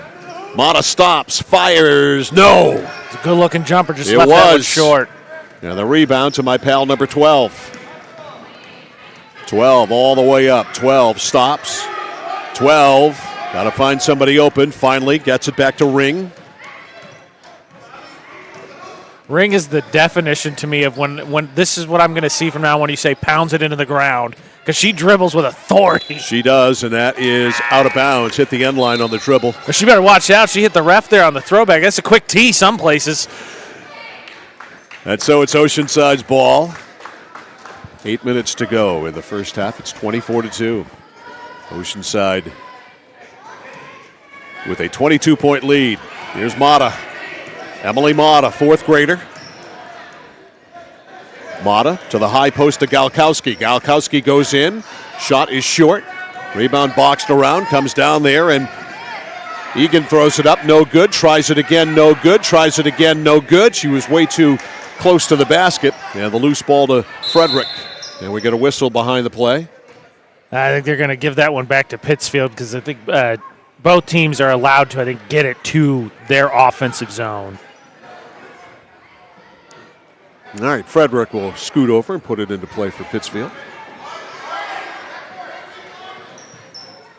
Ref's getting some pointers there from the fans. Usually it's fans are pretty gracious with their pointers, I think, for refs.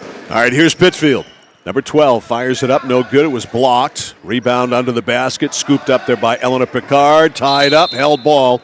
It'll go in the other direction to Oceanside. Picard did a nice job there. She made sure she kept that foot in bounds. Problem is that afterwards she kind of struggled to figure out where to go with it. Egan to Dowdy.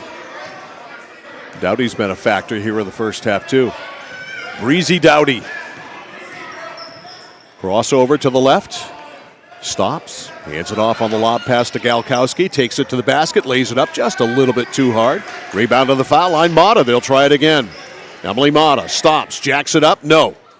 And Frederick adjusting the shoe there was oblivious to what else was going on. The shot by Dowdy, no good. Rebound boxed around, Egan under the basket there. Two other girls from Pittsfield got a held ball, and Pittsfield will get it on the arrow.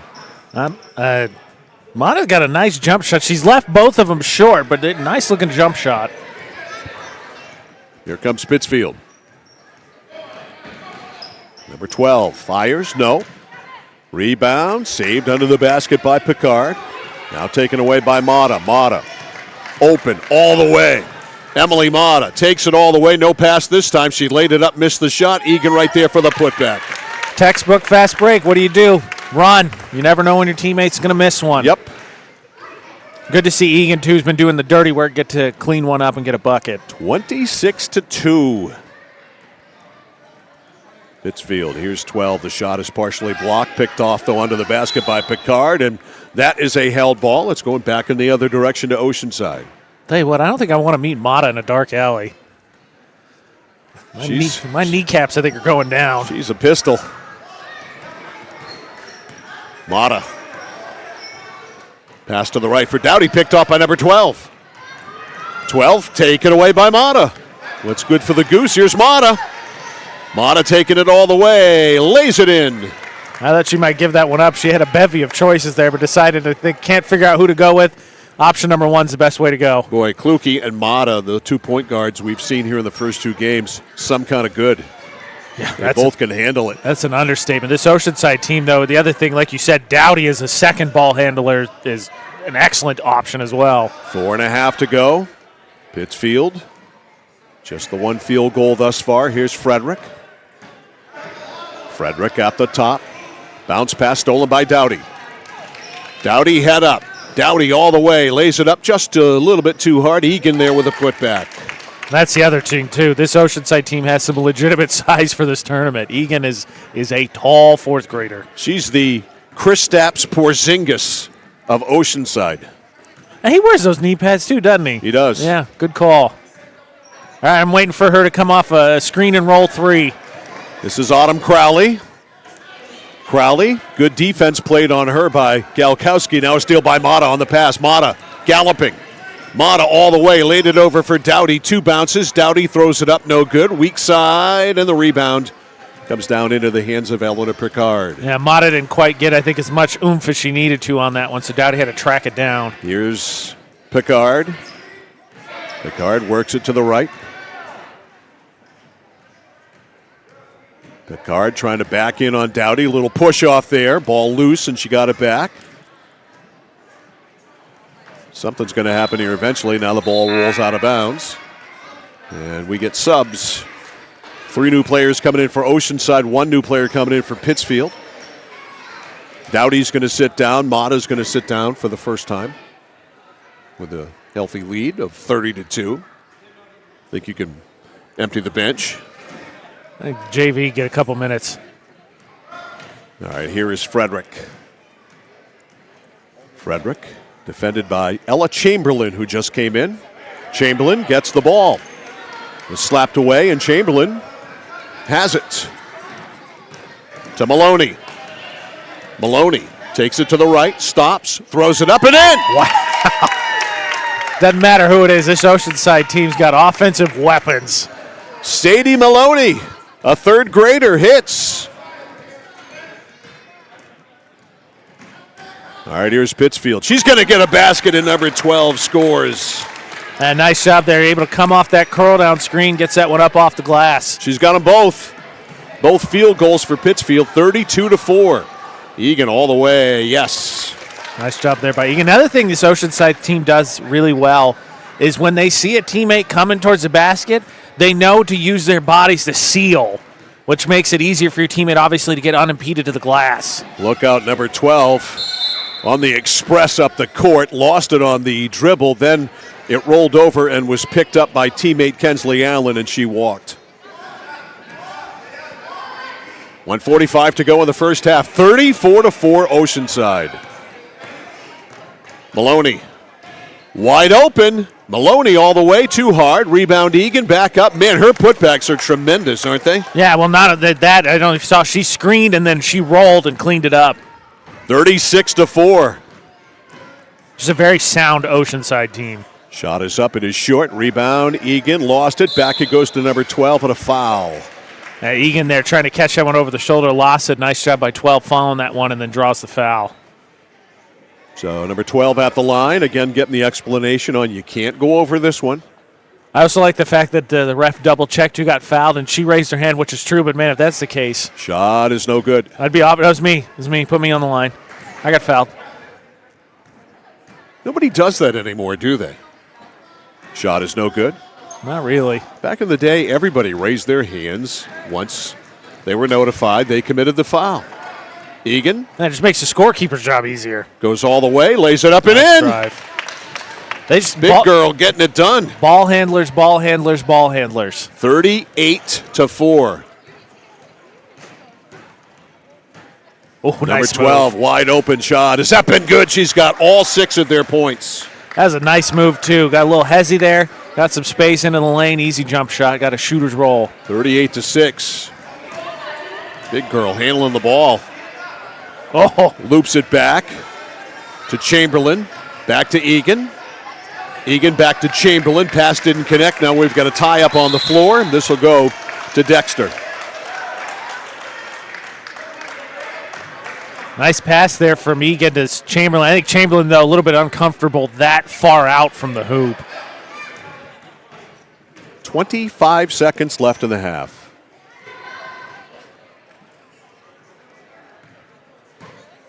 Here's Lael Kemp. Kemp to the left, now to the right. Loops it over to Frederick. Clock at 10 seconds. Frederick throws it up. It's way short. Loose ball to Egan, and no time. She fires it up anyway. It was late, but she gave it a shot. And that's it for the first half. So Oceanside runs out to an 18-0 lead, and they are cruising. It is 22 at halftime. The score is Oceanside 38, Pittsfield 6. Second half action from the Fairfield Pal Bulldog Classic coming up next on The Score. It's like this every winter. When the temperature drops below 45, my palms sweat and I get really anxious. It's not your fault. You're suffering from seasonal winter driving disorder. 3 and 4 drivers suffer from SWUDs because they have all-season tires. They aren't designed for wintry weather. Luckily, there's a remedy. Take 4, call me in the morning. Visit NokianTires.com/remedy for the cure. Is this a prescription for tires? 201 Tire Battery and Service, Riverside Drive, Vassalboro. When you're ready to tackle your next building project, no matter how big or small, depend on Hammond Lumber Company for the products and services you need. The knowledgeable staff at Hammond Lumber will be with you every step of the way and keep your project on schedule. From free estimating and project planning to design and drafting services, an extensive product inventory with a wide variety of brands to choose from, and of course, Hammond delivers from any of their locations across Maine and New Hampshire. Hammond Lumber Company, your building project partner. Manchester Motors is your official Coyote tractor dealer. If you work the land, you just got to be a jack-of-all-trades type. There's just too much to do. So if you got to be a welder, or a farmer, or a ditch digger, that's just who you are that day. Then tomorrow, you can be somebody else. Find your Coyote tractor at Manchester Motors, 1031 Western Avenue, Manchester.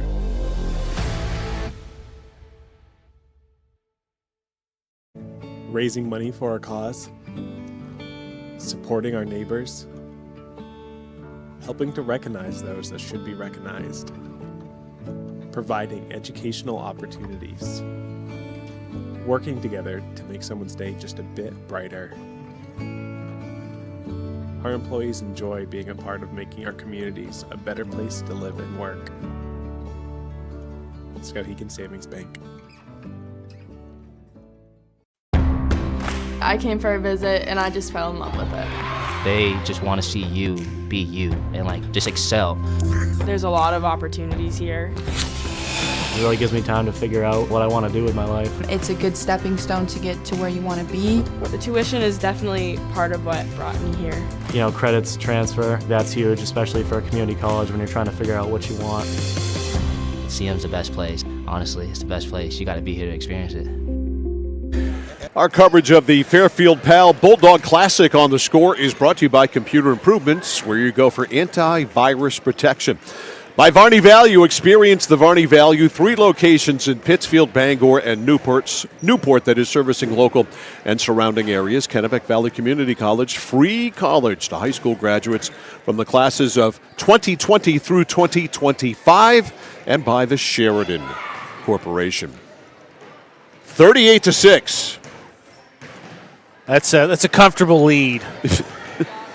I crunched the math at halftime. That's my halftime analysis for you. It's a comfy lead, and I like it.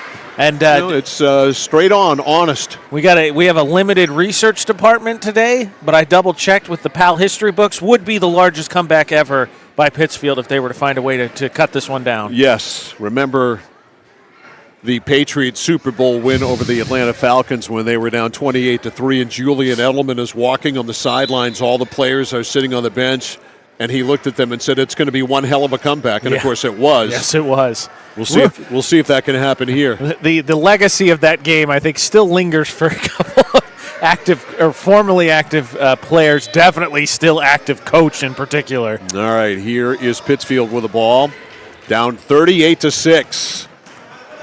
Riley Ring. Ring to the sidelines, guarded by Dowdy. Takes it all the way to the corner. Going to try to go on that baseline. Little push off, lost the ball out of bounds. Yeah, that was a swat at that from Dowdy. All right, so Breezy Dowdy knocked it out of bounds. And Lael Kemp will put it into play. Kemp lobs, picked off. Galkowski stepped in front of it, hands it to Mata. Mata, right side to Dowdy. Dowdy clearly into the basket, goes in, misses the shot, rebound poked out of bounds, and it is off Oceanside. I think a little bit of same play there as I think both Egan and then I think that was Maloney both got hands on it and ended up knocking it away from each other. All right, Galkowski, wrong team. Here is Riley Ring. Ring, top of the circle. Backs it in, looking to shoot. Then she exposed the basketball, and it was tied up there by Maloney. Sadie Maloney tied it up. Yeah, I thought they got a jump ball, but it looked like the sideline judge went in and said something to Galkowski. 38-6. Inbounds pass, Ring. Maloney over there. Who did it go off? I think Oceanside. All right, so Maloney touched it last. Yeah. Pittsfield with the ball, putting it into play for Pittsfield. Lael Kemp. Kemp, pass. Stolen. Here's Mata. Mata ahead of steam. Mata all the way. No. Missed the layup. Mata tries it again. Missed it. Rebound on the weak side. Breezy Dowdy. Got it. She got the roll. Nice shooter's bounce there. I tell you, one of the things I noticed, Mike, too, that I think, again, I think a testament to how well coached this Oceanside team is, obviously you want to eventually work on ambidextrous ability to dribble, but when they dribble, they have their hand on their jersey to make sure they keep that off elbow up high and dribble. It's good stuff. Again, just a very sound Oceanside team. All right, Crowley hands it off right corner for Ring. Riley Ring trying to do some work on Galkowski. Ring goes in, loses it on the dribble, and on the floor to pick it up there for Oceanside is Lydia Galkowski. To Mata. Mata head up. Mata laid it off. The shot is up and good by Sadie Maloney. Just an unselfish Oceanside team as well. So Maloney makes it 42-6. That's a quick 10-point run, isn't it? Or excuse me, it's 38. Apologize. Shot is up by number 12. No good. Pittsfield player knocked down. Some great sportsmanship shown by Vera Egan there trying to help up Autumn Crowley. Yeah, I think what happened is they're boxing out there. I think Egan, gave her a flat tire, and then I think she just lost her footing, and then... Those two girls are about the same height, two of the tallest we've seen here in 3rd and 4th grade. Yeah, I'm impressed by this. Just again, the height of them even at this age. All right, Mata crossover. Oh, nice backside screen. They missed Dowdy. Galkowski goes in. Banks, yes. Nice individual effort there, but a nice Egan came up, put a backside screen. Dowdy was unimpeded to the hole. Lydia Galkowski, a 4th grader, hits. 44-6. Here's Picard. Picard back to Lael Kemp. Kemp tries to drive, shut off there by Mata, laid it back to number 12. 12 put it on the floor, gets it back, loose ball. Mata pulls it out of there. Mata head up, throws it ahead. Right there is Galkowski. Got it under to Egan. Egan back to Maloney, to the foul line to Dowdy. Now loops it back outside to Mata. Nice ball fake. Mata drives, stops, throws it up, short, rebound, back up, no good by Egan. Rebound Maloney. Maloney short. Maloney gets her own miss. Maloney back to Dowdy. Long possession here for Oceanside. Mata driving, lays it up and in. Nice job.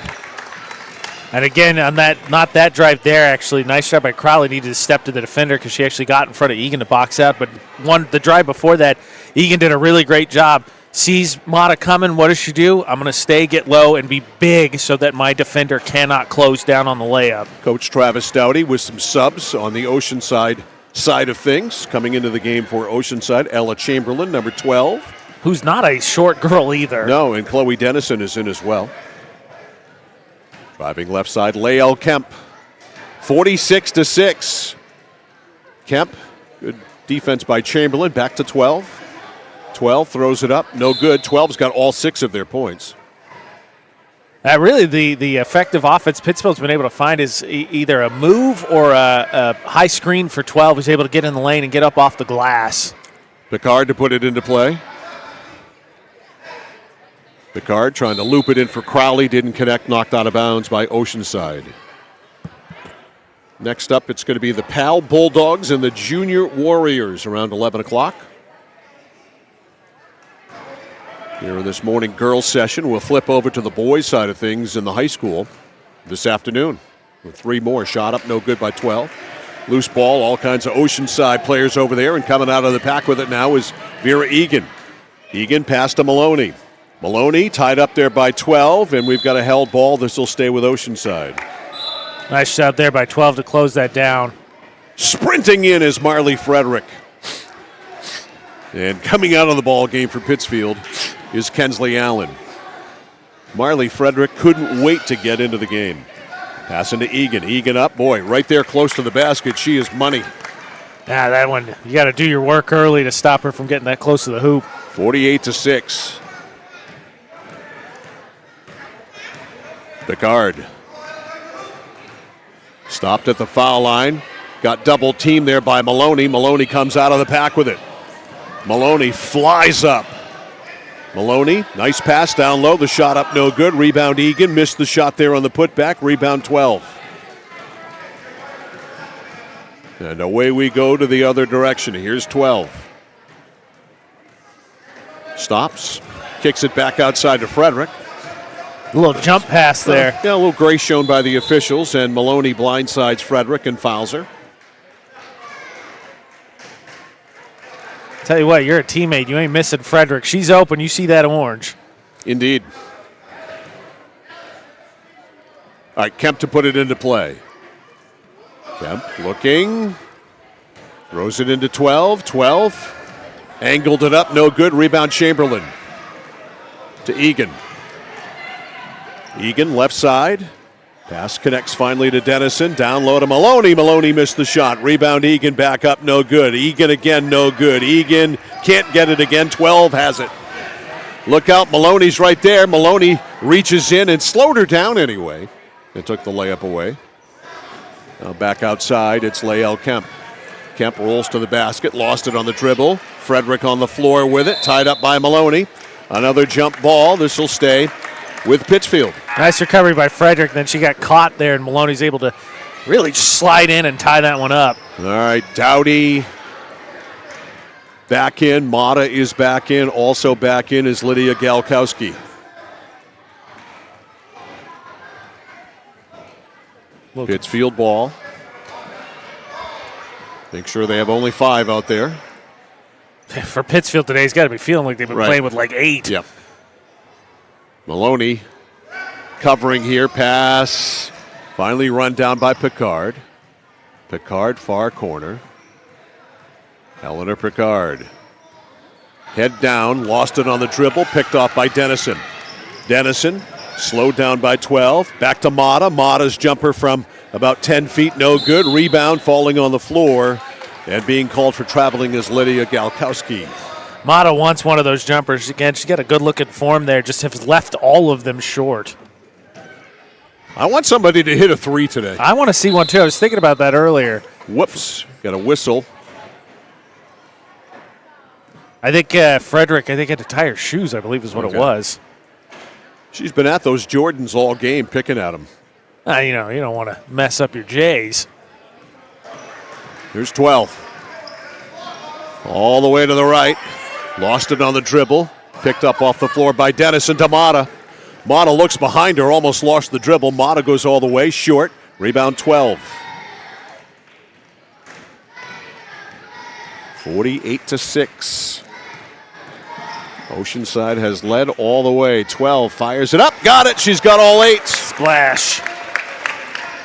48-8. Again, her offensive game has just been finding some space from basically the top of the key and being able to get that one up and in. 9:50 to go in this one. Dowdy. Over to Mata. Mata, a clear lane all the way. The layup is good. And right there again, Galkowski screening there the defender so that Mata has an unimpeded lane to the glass. 50-8. Game 2 for us here today at the Fairfield Pal Bulldog Classic. 3rd and 4th grade girls going at it this morning. 3rd and 4th grade boys this afternoon. Here's Miss Mata all the way for 2. Yeah, heck of a game. Like you said earlier, she and Kluke, wow. Yeah, the impending defensive offensive matchup between those two signed me up. Yep, we're going to hear Emily Mata's name, I think, in 6 or 7 years. Yeah. At the Oceanside high school level. Pittsfield with the ball on the baseline. That's 12 in trouble. Laid it back now for Lael Kemp, and the ball ends up in the hands of her coach.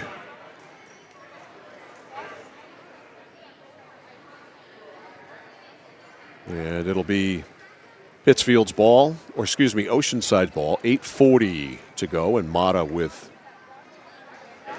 a shoe to tie.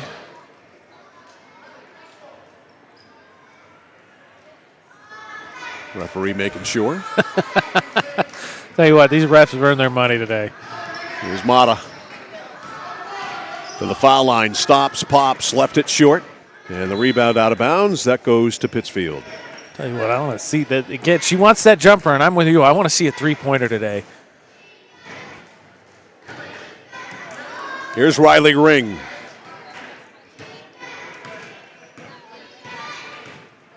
Ring at the top. Right out on her is Addie Maloney.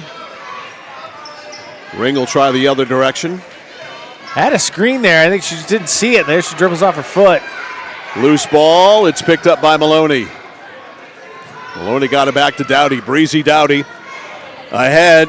Open there, Galkowski. Galkowski missed the shot. Her own rebound, no good. Rebound boxed around. Coming away with it here for Pittsfield is Autumn Crowley. Crowley up the right. Crowley dribbled it a little too far out in front of her, and it was swatted away by Galkowski. Nice job by Kowski to save that in the corner. Down to Mata. Mata down low, wide open. The shot is up and no good by Dennison. Put back up, no good by Maloney.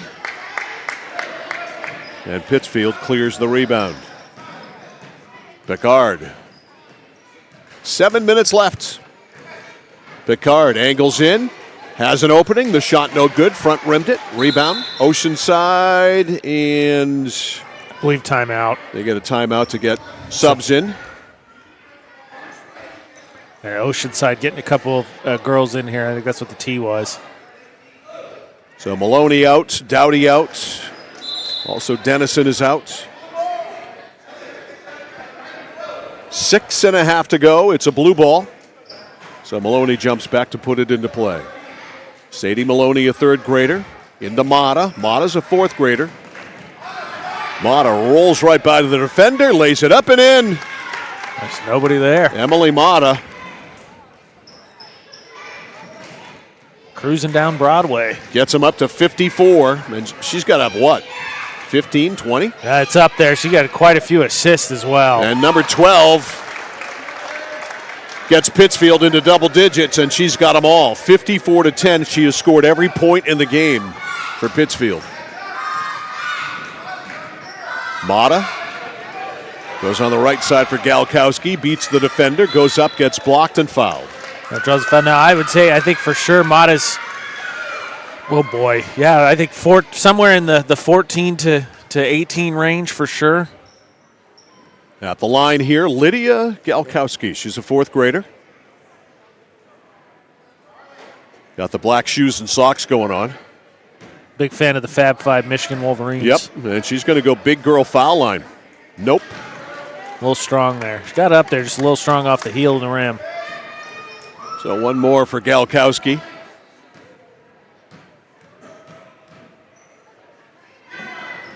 Rattles in. That is not an easy shot right there. 55-10. She buried it.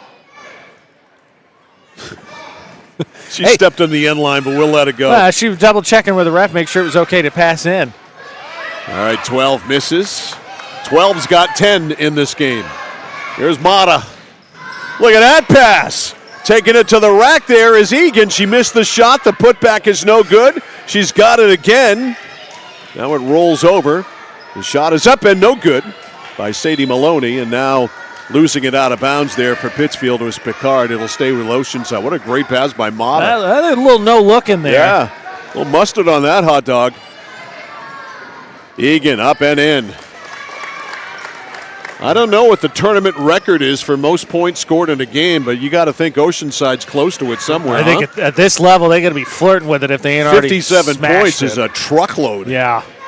There are some state championship games today that ain't going to score this many. That's more than Oceanside scored last night in the boys' game. It's true. Heck, what was the final score? Meso and Hamden. 40s, wasn't it? Yeah, 49-48, something like that. Yeah. Here's Mata, hooks it up, no good. Mata gets her own rebound.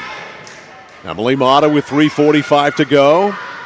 Nice bounce pass. Great pass down low, the shot up, and good by Sadie Maloney. And credit too, Mike. What's one of a great fundamental there displayed by Oceanside that, again, at the high school level you don't see all the time. What does Gaukowski do? Move without the ball. Yep. It's Oceanside team very well coached by Travis Stouty. They have put 59 points on the board. They're having a day. They're definitely going to Belanger's this afternoon. Here's 12. 12 fires it up and almost matched her number with 12 points. Missed the shot, though. The rebound cleared by Lael Kemp and taken away from her by Dowdy. Dowdy on the fast break with Maloney. Dowdy all the way, left it short. She stubbed it off the front rim. Rebound put back up and in by Chamberlain. And they break 60, 61-10. Chamberlain, a crowd favorite there. The whole team erupts, too, as she is able to clean that one up. Here's 12. Looking for 12. No! She has good look. Good Denied. look. A little bit too hard. Here's Dowdy. Dowdy lead from Maloney. Maloney couldn't handle the pass. Went off her foot, I believe. Yeah. And it's going to go back to Pittsfield.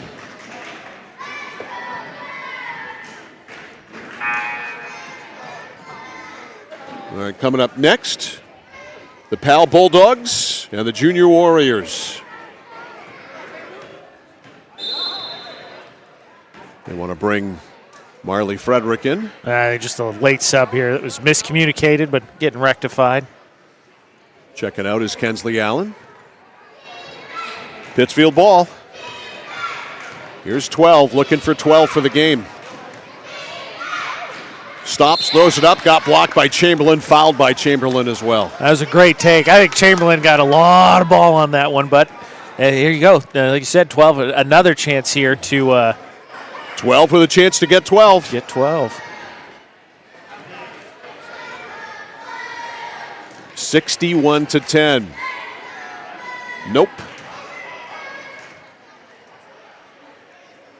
One more for 12.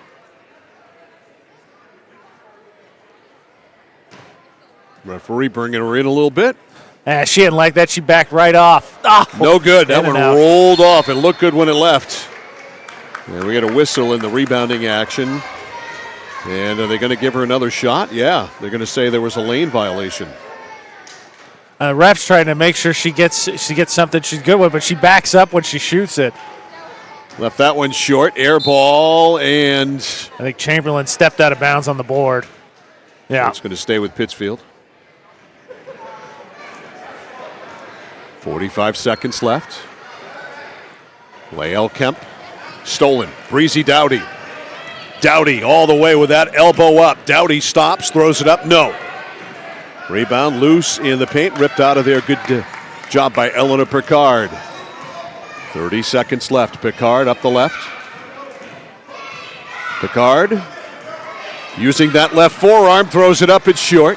Rebound out of bounds. Smart play there by Chamberlain to let it go, but it was touched by Oceanside prior to that. So Pittsfield going to have to hurry here to get a shot off. Kemp stuffed under the basket and fouled with no time on the clock. Whoops, they stop it at 0.4. Now they let it roll off. And that's it. So talk about a wire-to-wire, wall-to-wall, coast-to-coast victory. Well, this was the very definition of that here today as Oceanside rolls here over Dexter by a final of 61-10. Yeah, and I think obviously the tournament started yesterday, seeding between yesterday and today.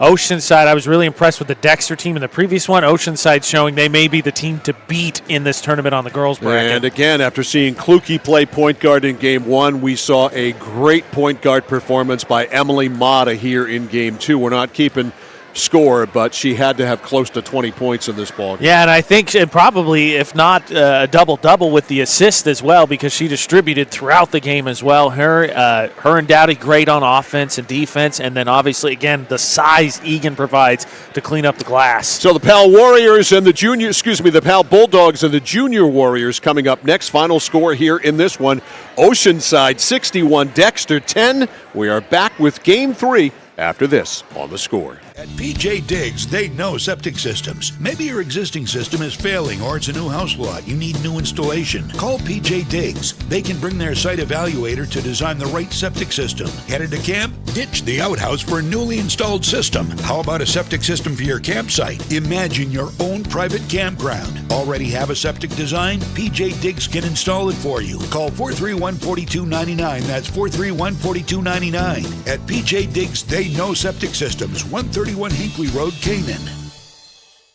Notice the price of gas and oil lately? Thinking about a pellet stove? Pellets are a renewable resource that are economical, and pellet stoves don't have to be ugly or loud. Come talk to us at Somerset Stone & Stove. Let us explain why now is the best time to have your pellet stove installed. Wouldn't you love to have a gas stove or fireplace designed for your home? Let Somerset Stone & Stove design and install a Regency gas stove or fireplace that is just right for you. Let us customize your Regency gas stove or fireplace while you enjoy the beauty and warmth. Visit Somerset Stone & Stove in Oakland. Casella Waste. You see their trucks everywhere all the time. That's because they're out taking care of customers like you. Roll-off dumpsters, they've got them 15 to 50 yards. And they're in your neighborhood picking up the trash so you don't have to worry about it. Weekly, bi-weekly, or monthly. From 2 to 10 yards. Casella Waste will also deliver portable toilets when and where you need them. And they offer septic services. Call to learn more about Casella Waste. 872-8257. 872-8257 for Casella Waste. Over 30 years ago, Paul and John A. Bowen set out on a mission to help aging Mainers stay in their own homes. Assistance Plus grew from their passion, dedication, and integrity where clients come first. Today, Assistance Plus serves not only the elderly, but clients with developmental and behavioral health challenges. Assistance Plus is here for you today and through all points of your life.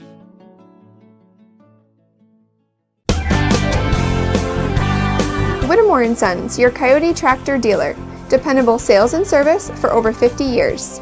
We are located on the Waterville Road in Skowhegan. Sales and service by a family who cares. Oh, please start. You wouldn't allow your car to bypass its maintenance, would you? Hey, Jen, would you look this up on your computer? Oh, wish I could. This office computer is so slow. How about your computer maintenance? Trust the pros at Computer Improvements. They can come on site or stop by, handling general maintenance, antivirus protection, hardware upgrades, and Computer Improvements can set you up with solid-state hardware memory, giving your operating system wicked fast response time due to less moving parts, so your day isn't like this. Contact Computer Improvements to schedule your service today. Computer Improvements, downtown Skowhegan. Dixon's Country Market on the Neck Road, Benton has it all. Sunoco gas and 24-hour diesel, plus a jam-packed store with what you need to grab and go. And so much succulent food. Huge sandwiches, delicious wraps, and hand-tossed fresh dough-loaded pizza. They have drinks, snacks, fresh meat and cheese in their deli counter, plus local Lively's products that won't cost you a lot of money. And remember those whoopie pies? Delightful, delicious Dixon's Country Market in Benton, supporting local high school sports. If you have been looking or wanting a complete heating, cooling, and plumbing contractor for residential or commercial, all under one roof, Maine Preventative Maintenance is the only number you'll need. Maine Preventative Maintenance is also a registered and recommended heat pump installer with Efficiency of Maine. You may even be eligible for financing through Efficiency of Maine. Emergencies always happen at the most inconvenient times. Don't put it off any longer. Don't wait until something happens. Call Maine Preventative Maintenance today for peace of mind. Maine Preventative Maintenance, 465-4505, 465-4505. Spring is the season of rejuvenation and the perfect perfect time to revitalize your home with Renewal by Andersen. Our spring savings event is only once a year. Call Renewal by Andersen to schedule your free window diagnosis and take advantage of this incredible limited time offer. We've installed over 4 million windows, earning us 4.7 stars in customer satisfaction. Call the number below or visit us online today. And remember, call now because these great savings end soon.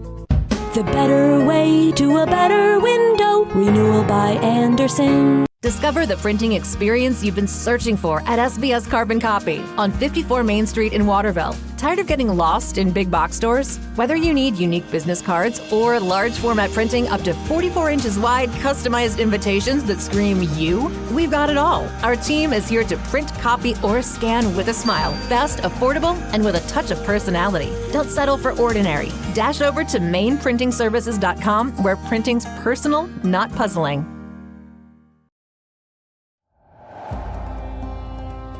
Sheridan Construction, Butler Manufacturing's East Region Builder of the Year and 2023 Best Places to Work in Maine, committed to building on their promise for over 75 years.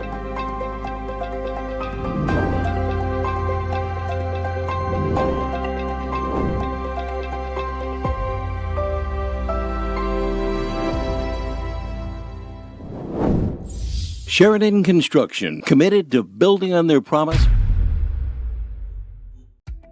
For us, it's a family business that is steeped in tradition. You know, our relationship with Waterville goes back a long ways. Over the years, we've been fortunate enough to grow, and we've been able to grow with the town. We look at the work that we do as something bigger than just the sale of a car or the servicing of an automobile. We're here to be a part of something bigger than just ourselves by giving back to the community with our time and our energy, because it's all about taking care of people.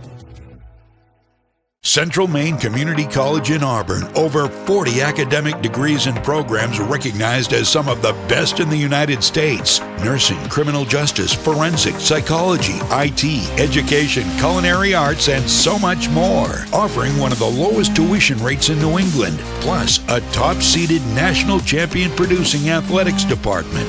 Central Maine Community College in Auburn. Find your passion. Go to cmcc.edu. Looking to begin or further your career in manufacturing and don't know where to start? Midstate Machine is in need of CNC machinists at our Winslow facility, where we manufacture components for some of the most exciting industries: aerospace, defense, power generation. I'm Jeremy Stanford, manufacturing manager, and I personally want to invite you to come learn about the great pay and benefits Midstate Machine has to offer. To apply, visit midstateusa.com. That's midstateusa.com, an equal opportunity employer. Come grow with us. Welcome to Sparkling Ice. All right, team, another fruitful day at Sparkling Ice. Orange mango, how's it looking? Big and orange. Poetry. Vitamins and antioxidants, talk to me. Hi. Good talk. Strawberry lemonade, how is it flowing? We have achieved Class 5 flavor rapids! Love it. Bottle it. Sparkling Ice, anything but subtle. AJ Knight, Mike Violet here for the Pal Hoops Classic as we get ready for Game 3. Here we go. This is the matchup between the Junior Warriors and the Fairfield girls, the Pal Bulldogs, who are wearing their Bulldog whites trimmed in blue. I'm assuming the Warriors are from Nokomis. I was going to ask you that. Newport. Got to be. That's a fair guess. So here we go. Home team here for Pal. Already got a dub. They actually had the first game of the day in this gym. This is Kennedy Beck, wearing number 20. She got the snazzy leggings on. Beck stops, and traveling is called. And the ball will go to the Warriors. Yeah, got to be careful when you chop that feet. Someone asked me that actually the other day. I think it was during the region final. Said, "Is that actually a travel?" I said, "It's just a common reaction. You chop your feet like that, refs call the travel." All right, here come the Warriors. Bringing the ball up for the Warriors, Eva Gomez. Shot is up, it is short, and the ball rolls out of bounds, and that should be Lawrence's ball. The Pal Bulldogs will get it back. Now, there's a chance there that for Furrow to snag that one, but I think she wasn't sure with it being left short if someone got a hand on it from Fairfield. Here's Beck, gets a pick. It's an opening. Beck down low, laid it off there. Very deferential to Charlotte Robillard, and never really got the shot up with the loose ball, Alice Dennis. Dennis on the baseline, wide open on the other side. Excellent pass. The shot is up and in. Nice pass there on the Charlotte Robillard. We talked about the Oceanside having some legit size. This Fairfield team is not small. All right, driving left side Gomez. Gomez's shot no good. Rebound to Lawrence. Picked off in there by Robillard. I'm calling them Lawrence. That's fair. I mean, they're dressed like it. They're the home team. They're Bulldogs. The shot is up. No good. Rebound Robillard. Ball pops up into the air. Loose. Scooped up by Beck. Beck gets it back to Morse. Morse, foul line jumper. No good. Rebound Dennis. Dennis's shot. No good. It was short. Loose ball. Warriors with it. Dennis flipped it away, and a foul is called.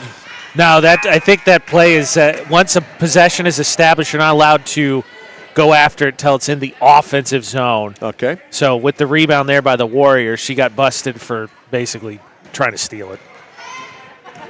2-0 Lawrence. The Pal Bulldogs. Gomez works it to the left. Gomez speedy, stops, lays it off. Unable to get a shot off there for the Warriors. Cole, now the ball flips into the air and it's picked up by Robillard. Kennedy Beck wheels around everybody, got a whistle and a block behind the play. I think they got moving screen. Yeah, okay. Yeah, no, right collision there, but they got a moving screen there, so offensive it's a block, foul. all right. Yeah. 2-0. Warriors down by a bucket. Here's Gomez. She likes to work that left side. Stops, throws it up, no good. Rebound, weak side, knocked out of bounds by Lawrence. I believe it was Letourneau who knocked it out. So it'll be the Warriors' ball on the baseline. On the break. Pass goes in to Finney, Kaya Finney.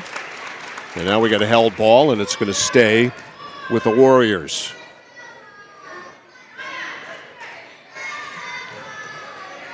Well, late break here from the Warriors. Yeah, late. That's for sure. Shot never got up there. The inbounds pass made it into the hands of Lauren Cole, but she couldn't do anything with it. And now they'll try it again on the other side of the basket. On the break. Not much open. All knocked out of bounds. The pass was intended for Gomez. I mean, the Junior Warriors obviously getting plenty of chances to run this, but the other thing is Lawrence getting plenty of chances to look at it. Yeah, indeed. All right, pass finally gets in bounds to Finney. Shot is up, long. Rebound Dennis. Dennis over to Beck. Beck lobs it down low to Letourneau, and she is called for traveling. Molly shuffling the feet a little bit. Nice job defensively there by the Junior Warriors. Too often times you see they reach there, you get the foul. Instead, you trap there, and she gets caught turning around, surprise, and shuffles the feet. Gomez gets a pick. Gomez rolls out of bounds, and it is a turnover by the Warriors. They're really trying to get that just kind of a free throw line, basically screen and get her to curl down towards the hoop. Here's Beck. Beck to the left, stops down low to Dennis. Dennis turns, throws it up, no good, too hard. Rebound boxed around, she gets it back. Dennis tied up, and a held ball is called. Alice Dennis had a couple of opportunities there, couldn't cash in, but her team will keep it on the arrow. That was a nice look by Beck. It was good luck. Kennedy Beck. They're going to inbound it to Dennis, and it bounces off her knee, and it's picked up by Gomez. Gomez on the run. Gomez, as you can tell, is left-handed. Southpaw. She is definitely left-handed. That was a play there that called for the right hand, but she's not ready for that yet. Now back to Gomez.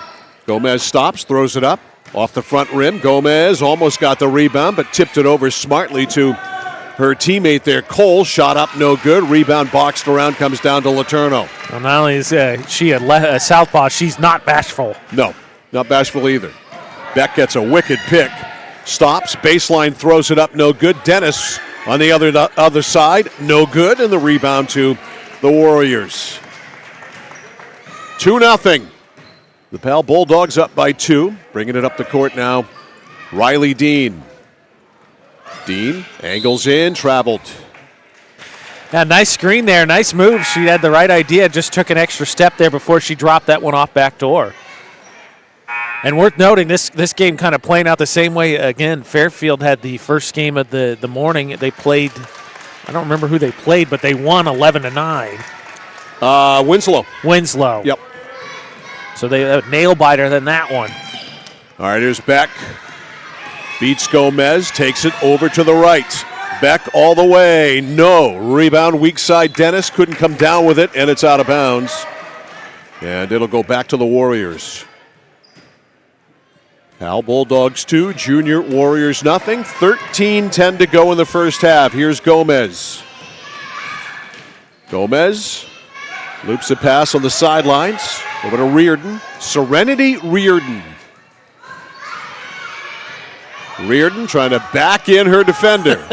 Very slowly and methodically.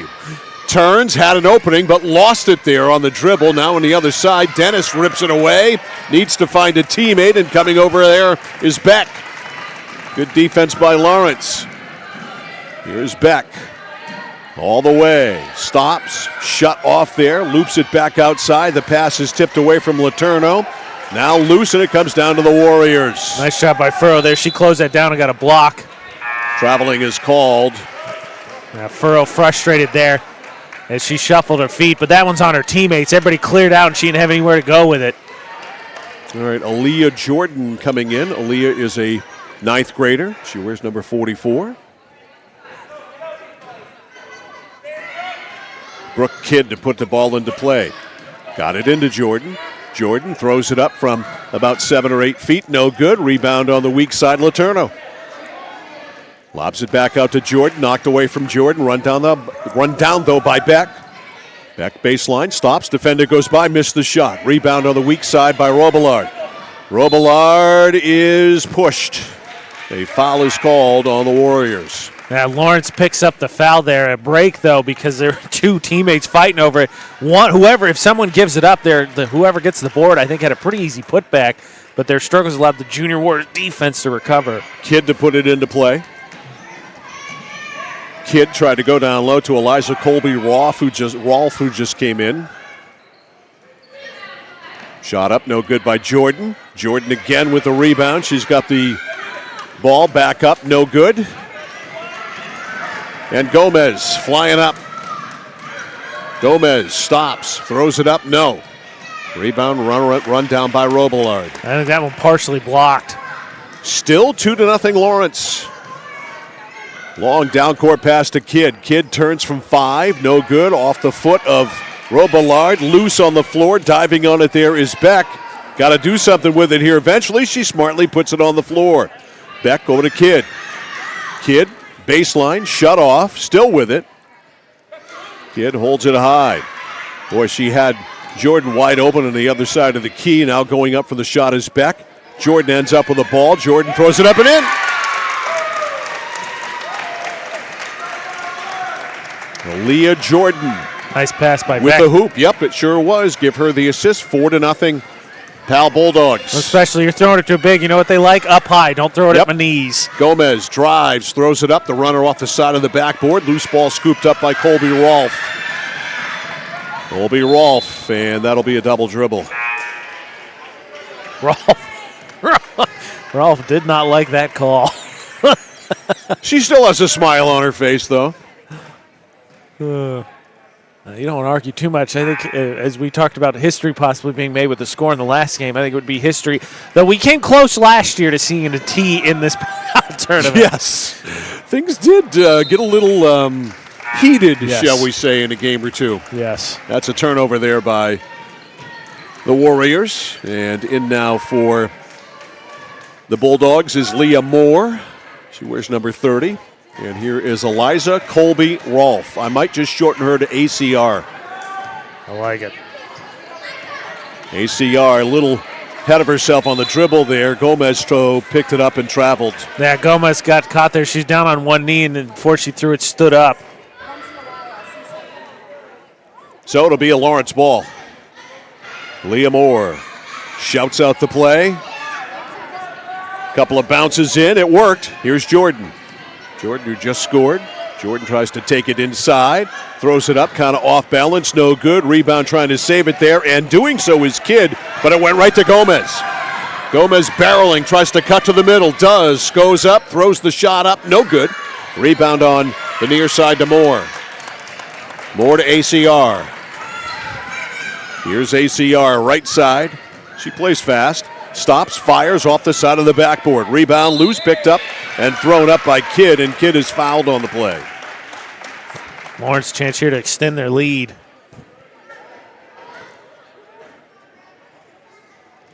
At the foul line, Brooke Kidd, a fourth grader. She'll shoot two. She's going from the big girl line. Backspin part of my arsenal as well. The bank is closed. All right, Dennis coming back in for the Bulldogs, and Candace Stewart in for the first time today. She's a fourth grader. Somebody for Lawrence got to take some seats here. You can only have 5. Brooke Kidd, a fourth grader. Second shot, 4-0 Lawrence. Little bit long, rebound Dennis. Knocked it over on the far side to Stewart. Stewart to Dennis. Dennis can't get it. Now she does get it. Dennis rips it away. Look at that forehand. Throws it up, no good. Forearm, that is. That's actually a nice drop step after she established it. She just left it short. That is a common theme that we've seen today, and you see from these third and fourth graders. They all dribble with the forearm up. Yeah. All right, in it. Stewart missed. Stewart, ACR runs down the loose ball. Takes it right to the foul line. Stops, tries to go over to Dennis. Pass is picked off by the Warriors. Yeah, you go in the land of the Giants and try and toss one up. That's not generally a good idea. Kaya Finney with the pickoff there. Now to St. Hilaire. St. Hilaire's shot short. Warriors come away with it. The shot is no good. Rebound saved by Stewart. Lawrence's ball. 6:40 to go in the first half. They lead 4-0. The Pal Bulldogs, falling down up top with St. Hilaire. Driving right by her, missing the shot, Kidd. Rebound Dennis, too hard, too high. And that is run down by the Warriors. No. Trying to twinkle toe the baseline there was Chanel Roundy. She was comfortably out of bounds. But I like it. You run with conviction. Sometimes maybe somebody misses something. She took a shot. Yeah. She took a shot. You're going to do it with confidence. Leah Moore into Dennis. Dennis's shot. No, it was in and out, rolled around. And the rebound back to Cole, and we've got a whistle and a timeout. We'll take 1-2, 6:02 to go in the first half. So far, low-scoring game after a wicked high-scoring game last time around. It's the Pal Bulldogs 4, Junior Warriors nothing. Back after this on The Score. It's like this every winter. When the temperature drops below 45, my palms sweat, and I get really anxious. It's not your fault. You're suffering from seasonal winter driving disorder. 3 and 4 drivers suffer from SWUDs because they have all-season tires. They aren't designed for wintry weather. Luckily, there's a remedy. Take 4, call me in the morning. Visit NokianTires.com/remedy for the cure. Is this a prescription for tires? 201 Tire Battery and Service, Riverside Drive, Vassalboro. 4-0. The Pal Bulldogs on top of the Junior Warriors here. It's live coverage of the 2024 Fairfield Pal Bulldogs Classic here on The Score. Day 1 of 2. Day 1 of 2. We're back here tomorrow. We'll actually be in the high school for all of our games tomorrow. The girls and the boys will play there. The girls have the junior high today, and the boys have the high school. Tomorrow, the crowning of the champion for the tournaments, for each, obviously. All right, Lawrence steals. Aaliyah Morse. Morse drives, shut off there on the left block. Pass back outside for Kidd. Kidd blindsided, and Walker out of bounds. Yeah, I think that's what the call was. Walker couldn't tiptoe the sideline there as they both were still trying to gain possession of it. Tip of the hat to Tiffany Morse, the Lawrence or the Junior Bulldogs, Pal Bulldogs coach, for putting their roster in numerical order. The only one today. Love it. Love it. Dennis over on the other side. The shot by Aaliyah Morse, no good. Rebound to the Warriors. Pushing it up the court now for the Warriors. Riley Dean. Now on the block, the shot is up, no good. He almost broke the ice, missed it though, rebound Dennis. Right idea there, a little slow on the turn, but got a good look. Excuse me, that wasn't Just a little bit too hard by Kaya Finney. Morse drives, going down wicked hard there for Lawrence was Leah Moore. She bounced right back up though. Set the screen, she took the contact there for her teammate. Took the beating. Maya Morse coming in, and she's just a second grader. How about that? Yeah, the only one I've seen so far. There was one in the first game we had, but yeah, very few of those to fill out rosters. Inbounds pass to Stewart. Shot never really got off. She got her own rebound, though. Now hoisting it up there, Morse. That didn't make it. And the Warriors come away with it. This would be a high dribble exhibition here by Walker. Almost above her head. Walker laid it off to Gomez. Gomez shoots, hits. She's been hunting for it. Finally saw one go down. So Gomez gets the Warriors on the board. Eva Gomez, a fourth grader, hits the lefty jumper. And cuts the deficit to 2. Indeed. 4-2. Right side Morse. Morse zigzags, throws it up too hard off the glass. Rebound tied up. Now Dennis comes away with it. Dennis up and no. Dennis got it again. Dennis backs up. Put it up. She should just went right back up with that. You got a foot in the paint. Stewart up top to Morse. Morse weasels her way in, throws it up and in. She was determined to score there. I feel for Dennis. I feel like Dennis has gotten some of the worst rolls off the rim already in this first half. She had multiple chances and no luck. 6-2. Lawrence in the lead. On the drive here, it's Riley Dean, and we've got a foul as Dean got inside. I think they're going to get Dennis. Dennis is supposed to going up there, and I think would have had a really good chance to swap that one out. Reached in first, and I think they got her for some contact on the wrist. 2:40 to go in the half.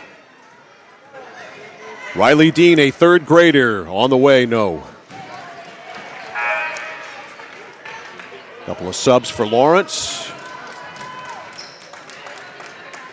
In the game for the Warriors today, for the first time, actually second time, Chanel Roundy, a fourth grader, number 20. Second shot, good. Nice adjustment there. 6-3. 2:10 to go. Aaliyah Morse. Works it to the left, gets a pick from Beck, and then lost the dribble. Coming off that screen, just lost it there. She had a chance to curl around, I think have a pretty good look. Little bit ahead of herself.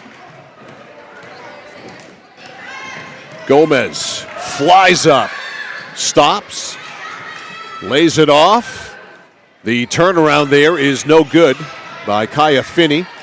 And the rebound on the far side. Warriors come away with it. That shot almost hit. And now Morse runs down the loose ball on the right side, or check that Finney does. Finney backs in Dennis, turns, throws it in. There's your Kaya Finney. That's gotta stake your Dennis, because that was a generous roll there. And she's had again just some bad rolls that have been on good looks. 6-5. Right side on the drive, Morse. Morse looking, bounce pass, ends up rolling out, and Morse. Maya comes away with it. Dennis on the floor, trying to find a teammate. Picking it up there, it's Madness, and Morse, as she got the handle on the ball, a foul was called. Yeah, Roundy, I think, on the reach. So it's going to stay with Lawrence. Molly Letourneau coming in for the Bulldogs, number 22. Pass into Dennis.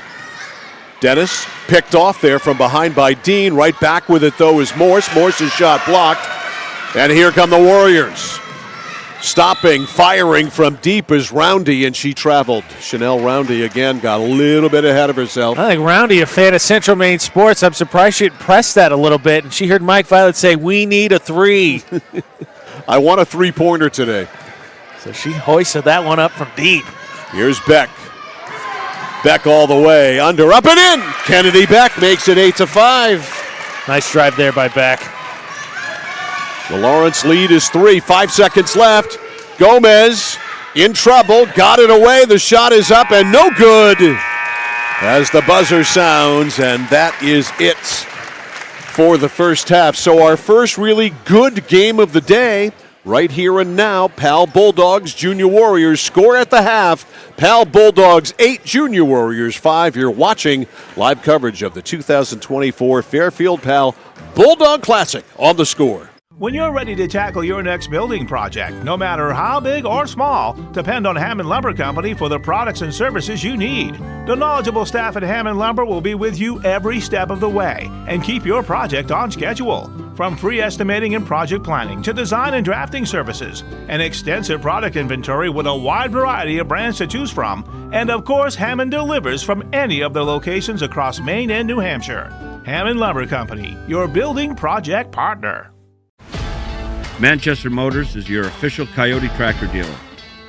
If you work the land, you just got to be a jack-of-all-trades type. There's just too much to do. So if you got to be a welder, or a farmer, or a ditch digger, that's just who you are that day. Then tomorrow, you can be somebody else. Find your Coyote tractor at Manchester Motors, 1031 Western Avenue, Manchester.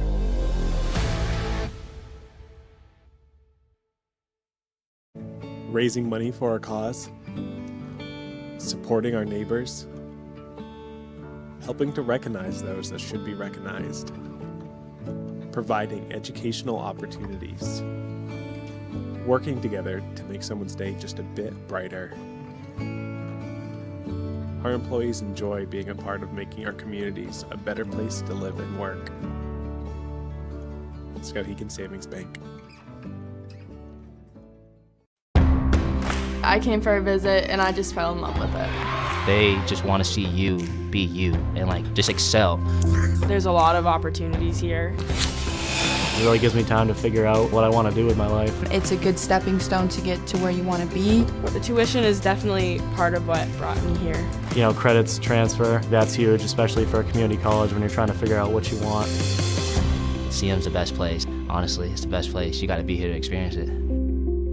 At PJ Diggs, they know septic systems. Maybe your existing system is failing or it's a new house lot. You need new installation. Call PJ Diggs. They can bring their site evaluator to design the right septic system. Headed to camp? Ditch the outhouse for a newly installed system. How about a septic system for your campsite? Imagine your own private campground. Already have a septic design? PJ Diggs can install it for you. Call 431-4299. That's 431-4299. At PJ Diggs, they know septic systems. 131 Hinkley Road, Canaan. Mike Violet and AJ Knight, John James on our camera here today. We are back here live. Lawrence Junior High School is where we are. Live coverage of the 2024 Fairfield Pal Bulldog Classic with teams from all over the place. Now we're looking at teams from Fairfield and Pittsfield. Excuse me, wrong place. Fairfield, next town up. Fairfield and Newport. We've got the Junior Warriors and the Pal Bulldogs. It's the Pal Bulldogs with the ball now. With the ball up top, it's Kennedy Beck. Beck drives, throws it up, no good. Rebound on the other side, back up, no good by Robillard. Robillard gets her own rebound. That one won't fall. Now on the weak side, it's Letourneau. That one is way short. Letourneau back outside to Dennis, but Junior Warriors will come away with a basketball there as Finney beat her to it, then it ends up out of bounds. Yeah, Beck poked that away from behind. This is a very big Lawrence squad, and you can see there just multiple offensive rebounds. Junior Warriors, I think, doing a nice job crowding them and not making easy shots. Gomez stops on a dime, laid it over on the other side. Finney, yes. Finney, I think, had a case there for an and one, going three the old school way, but a nice drop off there on the backdoor layup. So 1 point game, 8-7. Nail biter. It's our best game of the day so far. Right side Beck. Beck drives, couple of extra steps there, but some grace from the official. Shot no good.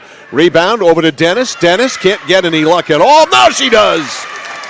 Glad to see Dennis finally put one in. Again, she had some bad rolls there in the first half. She's had buzzer's luck so far. Finally gets a stick back, and it's 10-7. So good to see Alice get on the scoreboard. Down low for Finney. Finney loses the handle. Loose ball picked up by Letourneau. And here come the Pal Bulldogs. Kennedy Beck. Beck works it to the right. Needs some help. Dennis pops out. Dennis throws it up, no good from about 5 feet. On the other side, right there is Charlotte Robillard. That post presence starting to establish itself here early in the second half for Lawrence. 12-7. Gomez. Pass down low for Finney. Finney double, triple, the ball taken away. It's a jump ball. It's going to stay with the Warriors.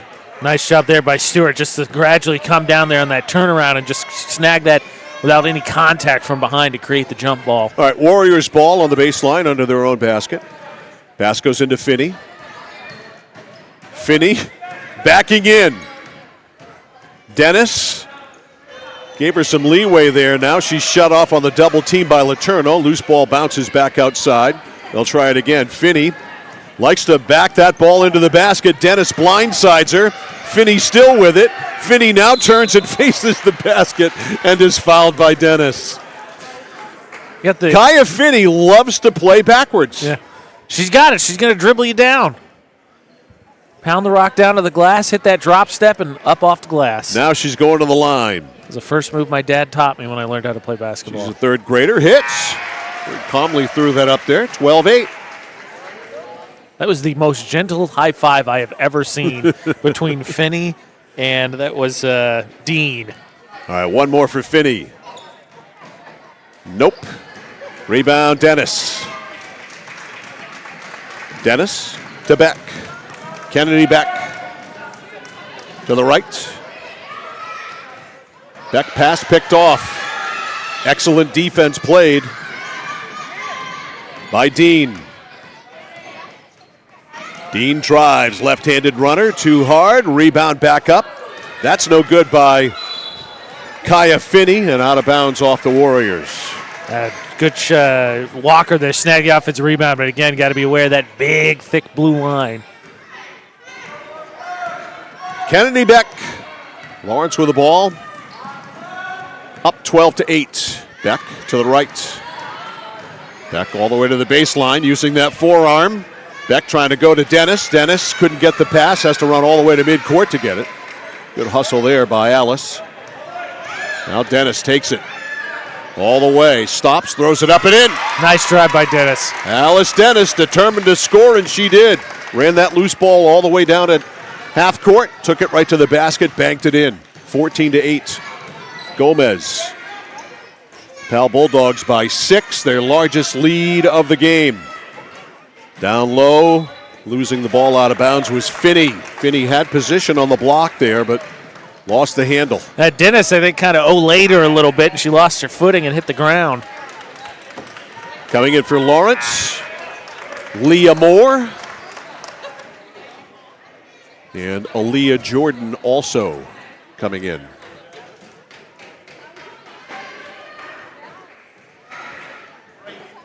All right, walking up for Lawrence, Kennedy Beck. 15 minutes to go in the second half. Beck works it to the right. Beck stops, throws it up, hits the front rim, or the side of the rim, which in this case would be the front. Here's Gomez. The southpaw all the way, skids to a stop, lobs it back outside, ball picked off by Charlotte Robillard. Here's Beck. Beck to the left. Beck spins, dishes off foul line. Letourneau, Molly's shot is no good. Rebound, good job there to keep it in bounds by Dean. Yeah, big time. Dean brings it up. Riley to the right. Stops, trying to go back outside to Gomez. That's a double dribble. Hesitated. She wanted to go to Gomez. Right idea that she turned around. She had, it was at Reardon wide open. So back it goes to the Pell Bulldogs, 14-8. They lead by 6. Up top, it's Beck. Beck takes it all the way. The runner, no good. It was short. Rebound, Jordan. Now Beck with it again. Beck to Jordan. Jordan right under the basket. Jordan brings the ball down. Now throws it up. No. Rebounds. Robillard. Got a held ball. This will stay with Lawrence. We are definitely on a record-breaking pace of tied-ups and held balls today. That is true. That's a great pass by Beck, but Jordan makes the classic post mistake. Don't bring the ball down. Indeed. Here's Beck. Up and no good. And I think there are 6 sets of hands on that ball, so another held ball. This is going to go to the Warriors. Now, if I didn't know any better, I think John James might have been in on that rebound. Timeout, 13-19 to go second half. We've got a tight one here. The score, Pal Bulldogs 14 and the Junior Warriors 8. We're back after this on The Score. Notice the price of gas and oil lately? Thinking about a pellet stove? Pellets are a renewable resource that are economical, and pellet stoves don't have to be ugly or loud. Come talk to us at Somerset Stone & Stove. Let us explain why now is the best time to have your pellet stove installed. Wouldn't you love to have a gas stove or fireplace designed for your home? Let Somerset Stone & Stove design and install a Regency gas stove or fireplace that is just right for you. Let us customize your Regency gas stove or fireplace while you enjoy the beauty and warmth. Visit Somerset Stone & Stove in Oakland. Alrighty, Mike Violet, AJ Knights, back here live at Lawrence Junior High School. John James on our camera here today. It's the 2024 Fairfield Pal Bulldog Classic. 3rd and 4th graders going at it. We start off with the girls. This is our final girls game. We'll have the boys coming up in the afternoon session from the high school. Up top, it's Gomez. We've seen some excellent point guard play in a couple of games so far. Yeah. But this by far the most competitive game that we have had. Yeah, and the point guard played so vital because if the 2 teams I remember from last year was an Oceanside girls team and then the Coney boys team, both led by outstanding point guards. Ball ends up in the hands of Jordan at the foul line, and Jordan on the steal. Gives it over to Beck. Beck, right side, fires, no. Rebound, Jordan up, no. Rebound comes down on the other side to Letourneau. Letourneau loses the handle. And stepping on the baseline there was Chanel Roundy. So it's going to stay with Lawrence. It's been a rough day for the post players for Lawrence. They've done a nice job on the boards. Have not found any luck with those rims on the putbacks. Subs coming in. Cadence Stewart coming in for Lawrence. Wearing number 0. Bulldogs ball on the baseline. Moore tried to roll it in there to Beck, and it's stolen by Gomez. Gomez with speed. Gomez stops, fires, no. Rebound boxed around. Gomez hustles after it. However, the stronger Letourneau wins the battle. Gives it over to Beck. Beck loops a pass, trying to lob it down low for Stewart. Nope. A little bit too high. And this will be a Junior Warriors ball. Somebody's going to have to go and take that ball out of bounds. And somebody will be Chanel Roundy. Junior Warriors need to cut in this deficit. They had it as close as 1 or 2 a couple times. Yeah, haven't scored in a while. Gomez. Good lob down low. Turning, going to the basket. Furrow, but she can't use it. Back outside. They lob it back into Furrow, and a foul is called. I think they got Letourneau for a push. Brooke Furrow is another tall girl in that pivot. That one almost hit her in the face, and instead it bounces over to Letourneau, who gives it to Beck. The lob, down low for Letourneau, didn't connect. Warriors with a steal. I think confusion. Lawrence wasn't sure who that was going to. Here come the Warriors. This is Roundy. Roundy throws the shot up, no good. Rebound under the basket. There is Reardon, but she couldn't come away with it. Instead, Lawrence has it. Here's Aaliyah Morse. The Pal Bulldogs with a 14-8 lead, 10.5 minutes to go. The drive, the runner, up and good by Aaliyah Morse. That was a great take. 16-8, Lawrence with their largest lead of the game. Gomez opening all the way to the basket, pulls up, missed. And the rebound is cleared there by Letourneau. Nice job. Letourneau stepped over there so Gomez couldn't go all the way to the glass and left that jump shot short. Lob pass inside for Jordan. Jordan gets the ball up, no good. Pretty good defense played on her there by Brooke Furrow. That one is up and in. Nice job by Beck cleaning that one up. Kennedy Beck makes it 18-8. The combination of the Junior Warriors just being offensively stymied a little bit, and then Lawrence really cleaning up on the offensive glass, letting them extend this lead. Gomez throws it up. No good. Rebound out of the chute, Aaliyah Morse. Morse slowed at the foul line. Loose ball. And coming away with it here is the Junior Warriors. A little bit of a travel there, but some grace from the officials. Reardon's shot no good. Taken back by Letourneau. Now to Beck. Beck takes it to the right, shut off, and a foul is going to be called there on Brooke Furrow. A little forearm shimmy there from Furrow. Wholesale changes for the Junior Warriors. 9 minutes to go, and Coach Emma Marble bringing a whole new group in. Trying to spark something, I think, with the bench mob. And that one's knocked back out of bounds. He'll try it again.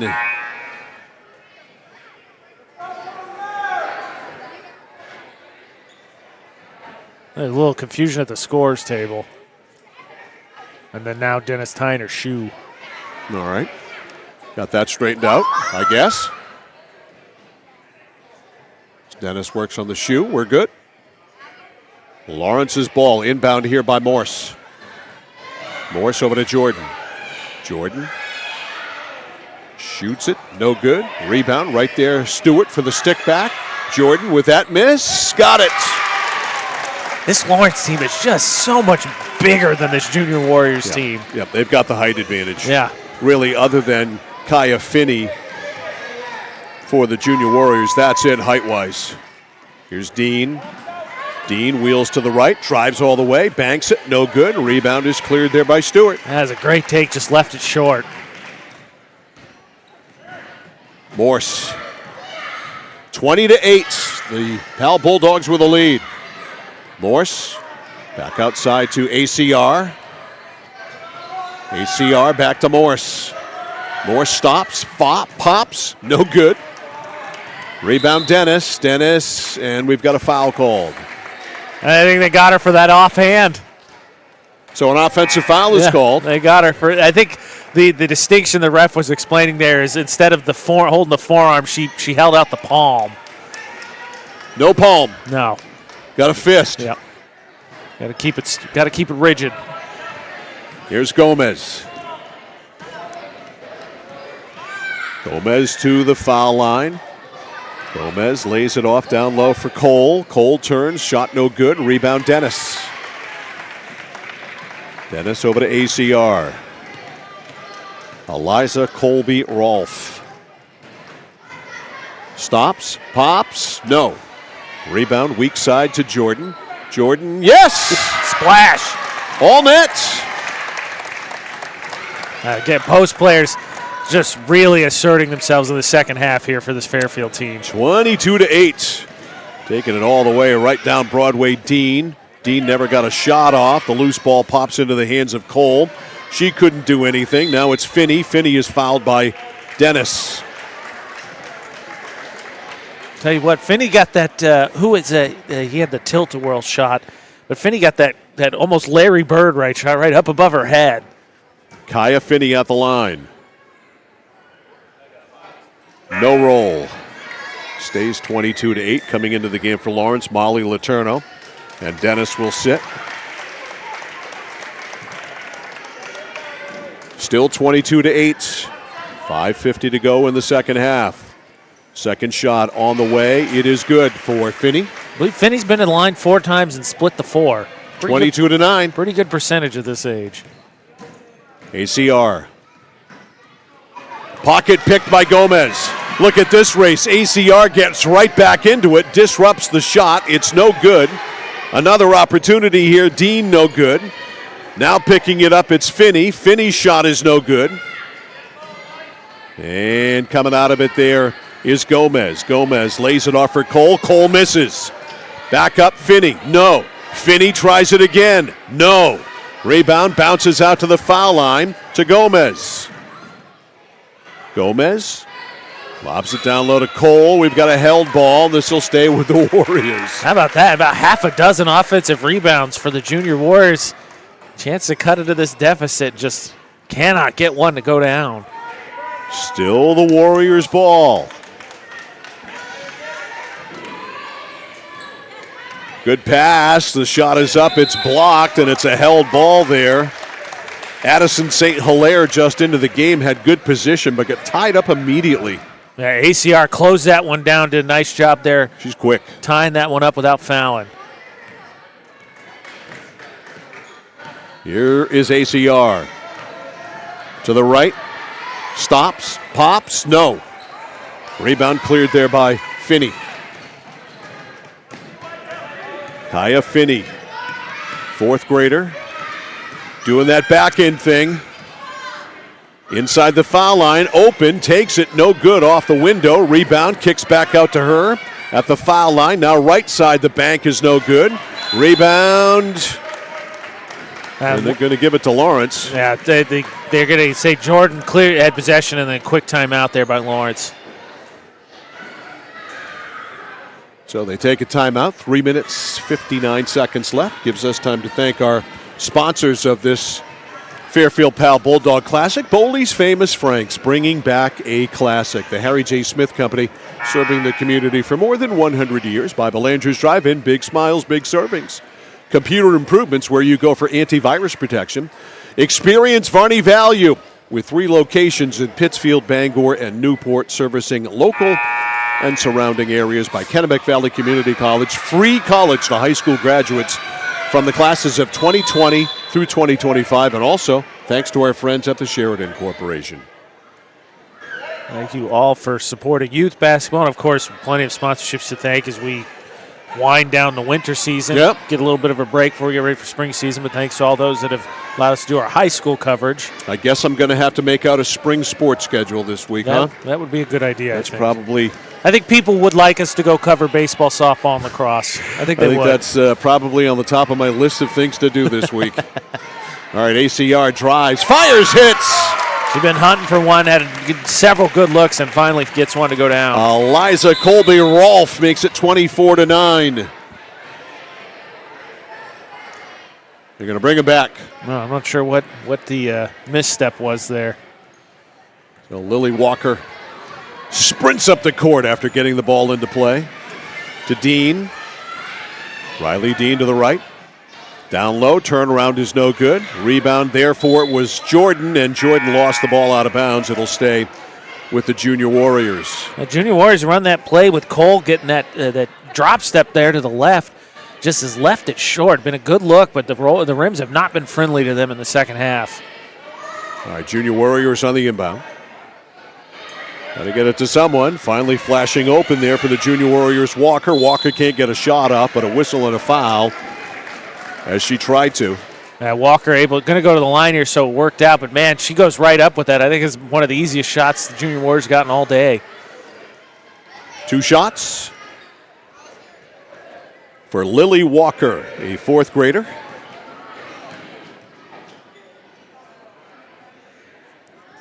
Thought she was going to get the bounce.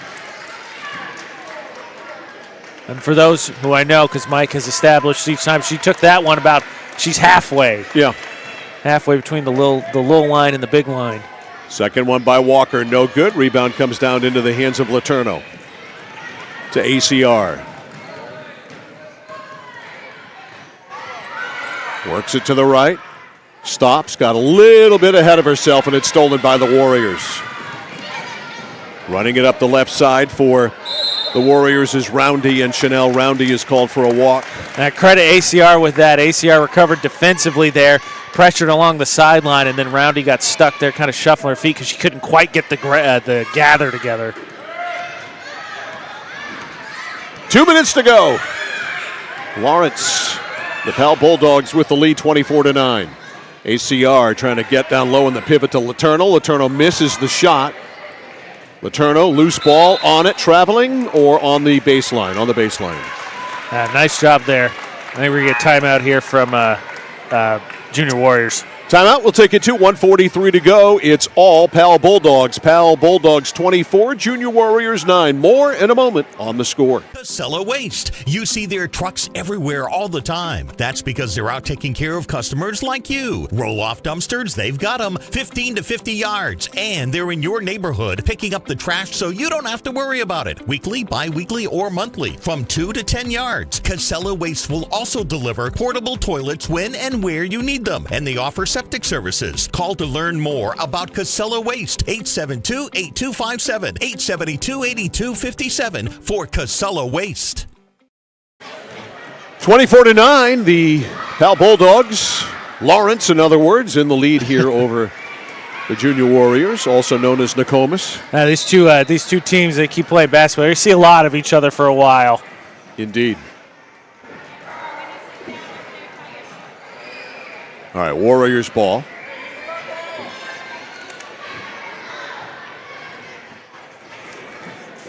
Gonna get set here, and referee now going through something. Rosters, maybe? I don't know. Maybe I wonder if Junior Warriors, no, because everybody plays. I don't know what's going on there. Discussion between one of our refs here and the Junior Warriors coach. Grabbed a couple pieces of paper off the scores table. Rule discussion, maybe? Maybe he actually broke out a handbook? I have no idea. Whatever it is, it's settled now. And here come the Warriors. Up the court, Riley Dean. Dean gets by Moore. Dean inside, the shot up, no good. Rebound and a held ball. Yeah, Walker, a good look there, just too strong off the back rim. Junior Warriors with the ball. Dean threw it into basically no one, and running that loose ball down there was Walker. Walker going to take it back around. She's the high dribbler. Yeah, it gets up there. She makes sure that there's enough air in that ball. Finally dishes it off. And it's stolen away there by Lawrence's Charlotte Robillard. ACR takes a trip to the right. I'd tell you, for this Lawrence team, Leah Moore might be the smallest player we see all day, and she sets screens. She's a toughie. She's the one, if you missed it, she's the one in the first set that hit the deck because of the contact on a screen she was setting. She's a hustler, too, I'm telling you. She zipped right back up that floor after losing that ball. You got to like that. Doing the dirty work. From a little one like that. She's got a high motor. All right, scooting down low. The shot is up and no good by Reardon. The rebound, ACR. 20 seconds to go. She had Robillard there. We got caught in some traffic. Tie up at the foul line. This will stay with Lawrence. 17 seconds to go. The Bulldogs about to win. Yeah, Bulldogs is the first team on the girls' side to play twice today, and they're going to go 2-0. Pass into ACR. Throws it up. No good. Rebounds. Loose. ACR comes away with it right in the paint. Throws it off the bottom of the rim. Warriors with the rebound. 4 seconds to go. They hustle it up, and a foul is called with 0.4 seconds left. Last game, I think, what it was a 0.7, I believe, yes. is what it was. Yep. Let's score a little bit more one-sided. Throw in, and that is it. So the Lawrence girls, the Pal Bulldogs, pick up win number 2 on the day. They beat Winslow in the opener 11-9, and they win this one by a score of 24-9. So, lunch, and then boys. Yep. Over at the high school, we'll break down and talk to you in. Yeah, we're scheduled to be on for the last 3, so 2, 3, and 4 o'clock games. So 2, 3, and 4 it is. So final score in this one, Pal Bulldogs 24, Junior Warriors 9. We'll talk to you in a couple of hours from the high school when the boys get ready to go at around 2 o'clock. For John James, AJ Knight, I'm Mike Violet. So long until then, on The Score. You've been listening to the Fairfield Pal Hoop Classic live from Lawrence High School in Fairfield at CentralMainSports.com, part of Central Maine's Home for Sports, 1160 The Score. Today's games have been brought to you by Varney Chevrolet. Experience Varney value with 3 locations in Pittsfield, Bangor, and Newport, servicing local and surrounding areas. Sheridan Corporation, building on our promise since 1947. Kennebec Valley Community College, offering free college to high school graduates from the classes of 2020 to 2025. The Harry J. Smith Company in Waterville, serving the community for more than 100 years. Computer Improvements in Skowhegan, where you go for antivirus protection. Carroll's Paving, residential and commercial asphalt paving. Boley's Famous Franks in Waterville, bringing back a classic. And by Belanger's Drive-In in Fairfield. Big smiles, big servings. For all of your local Central Maine sports, keep it right here at centralmainsports.com and 1160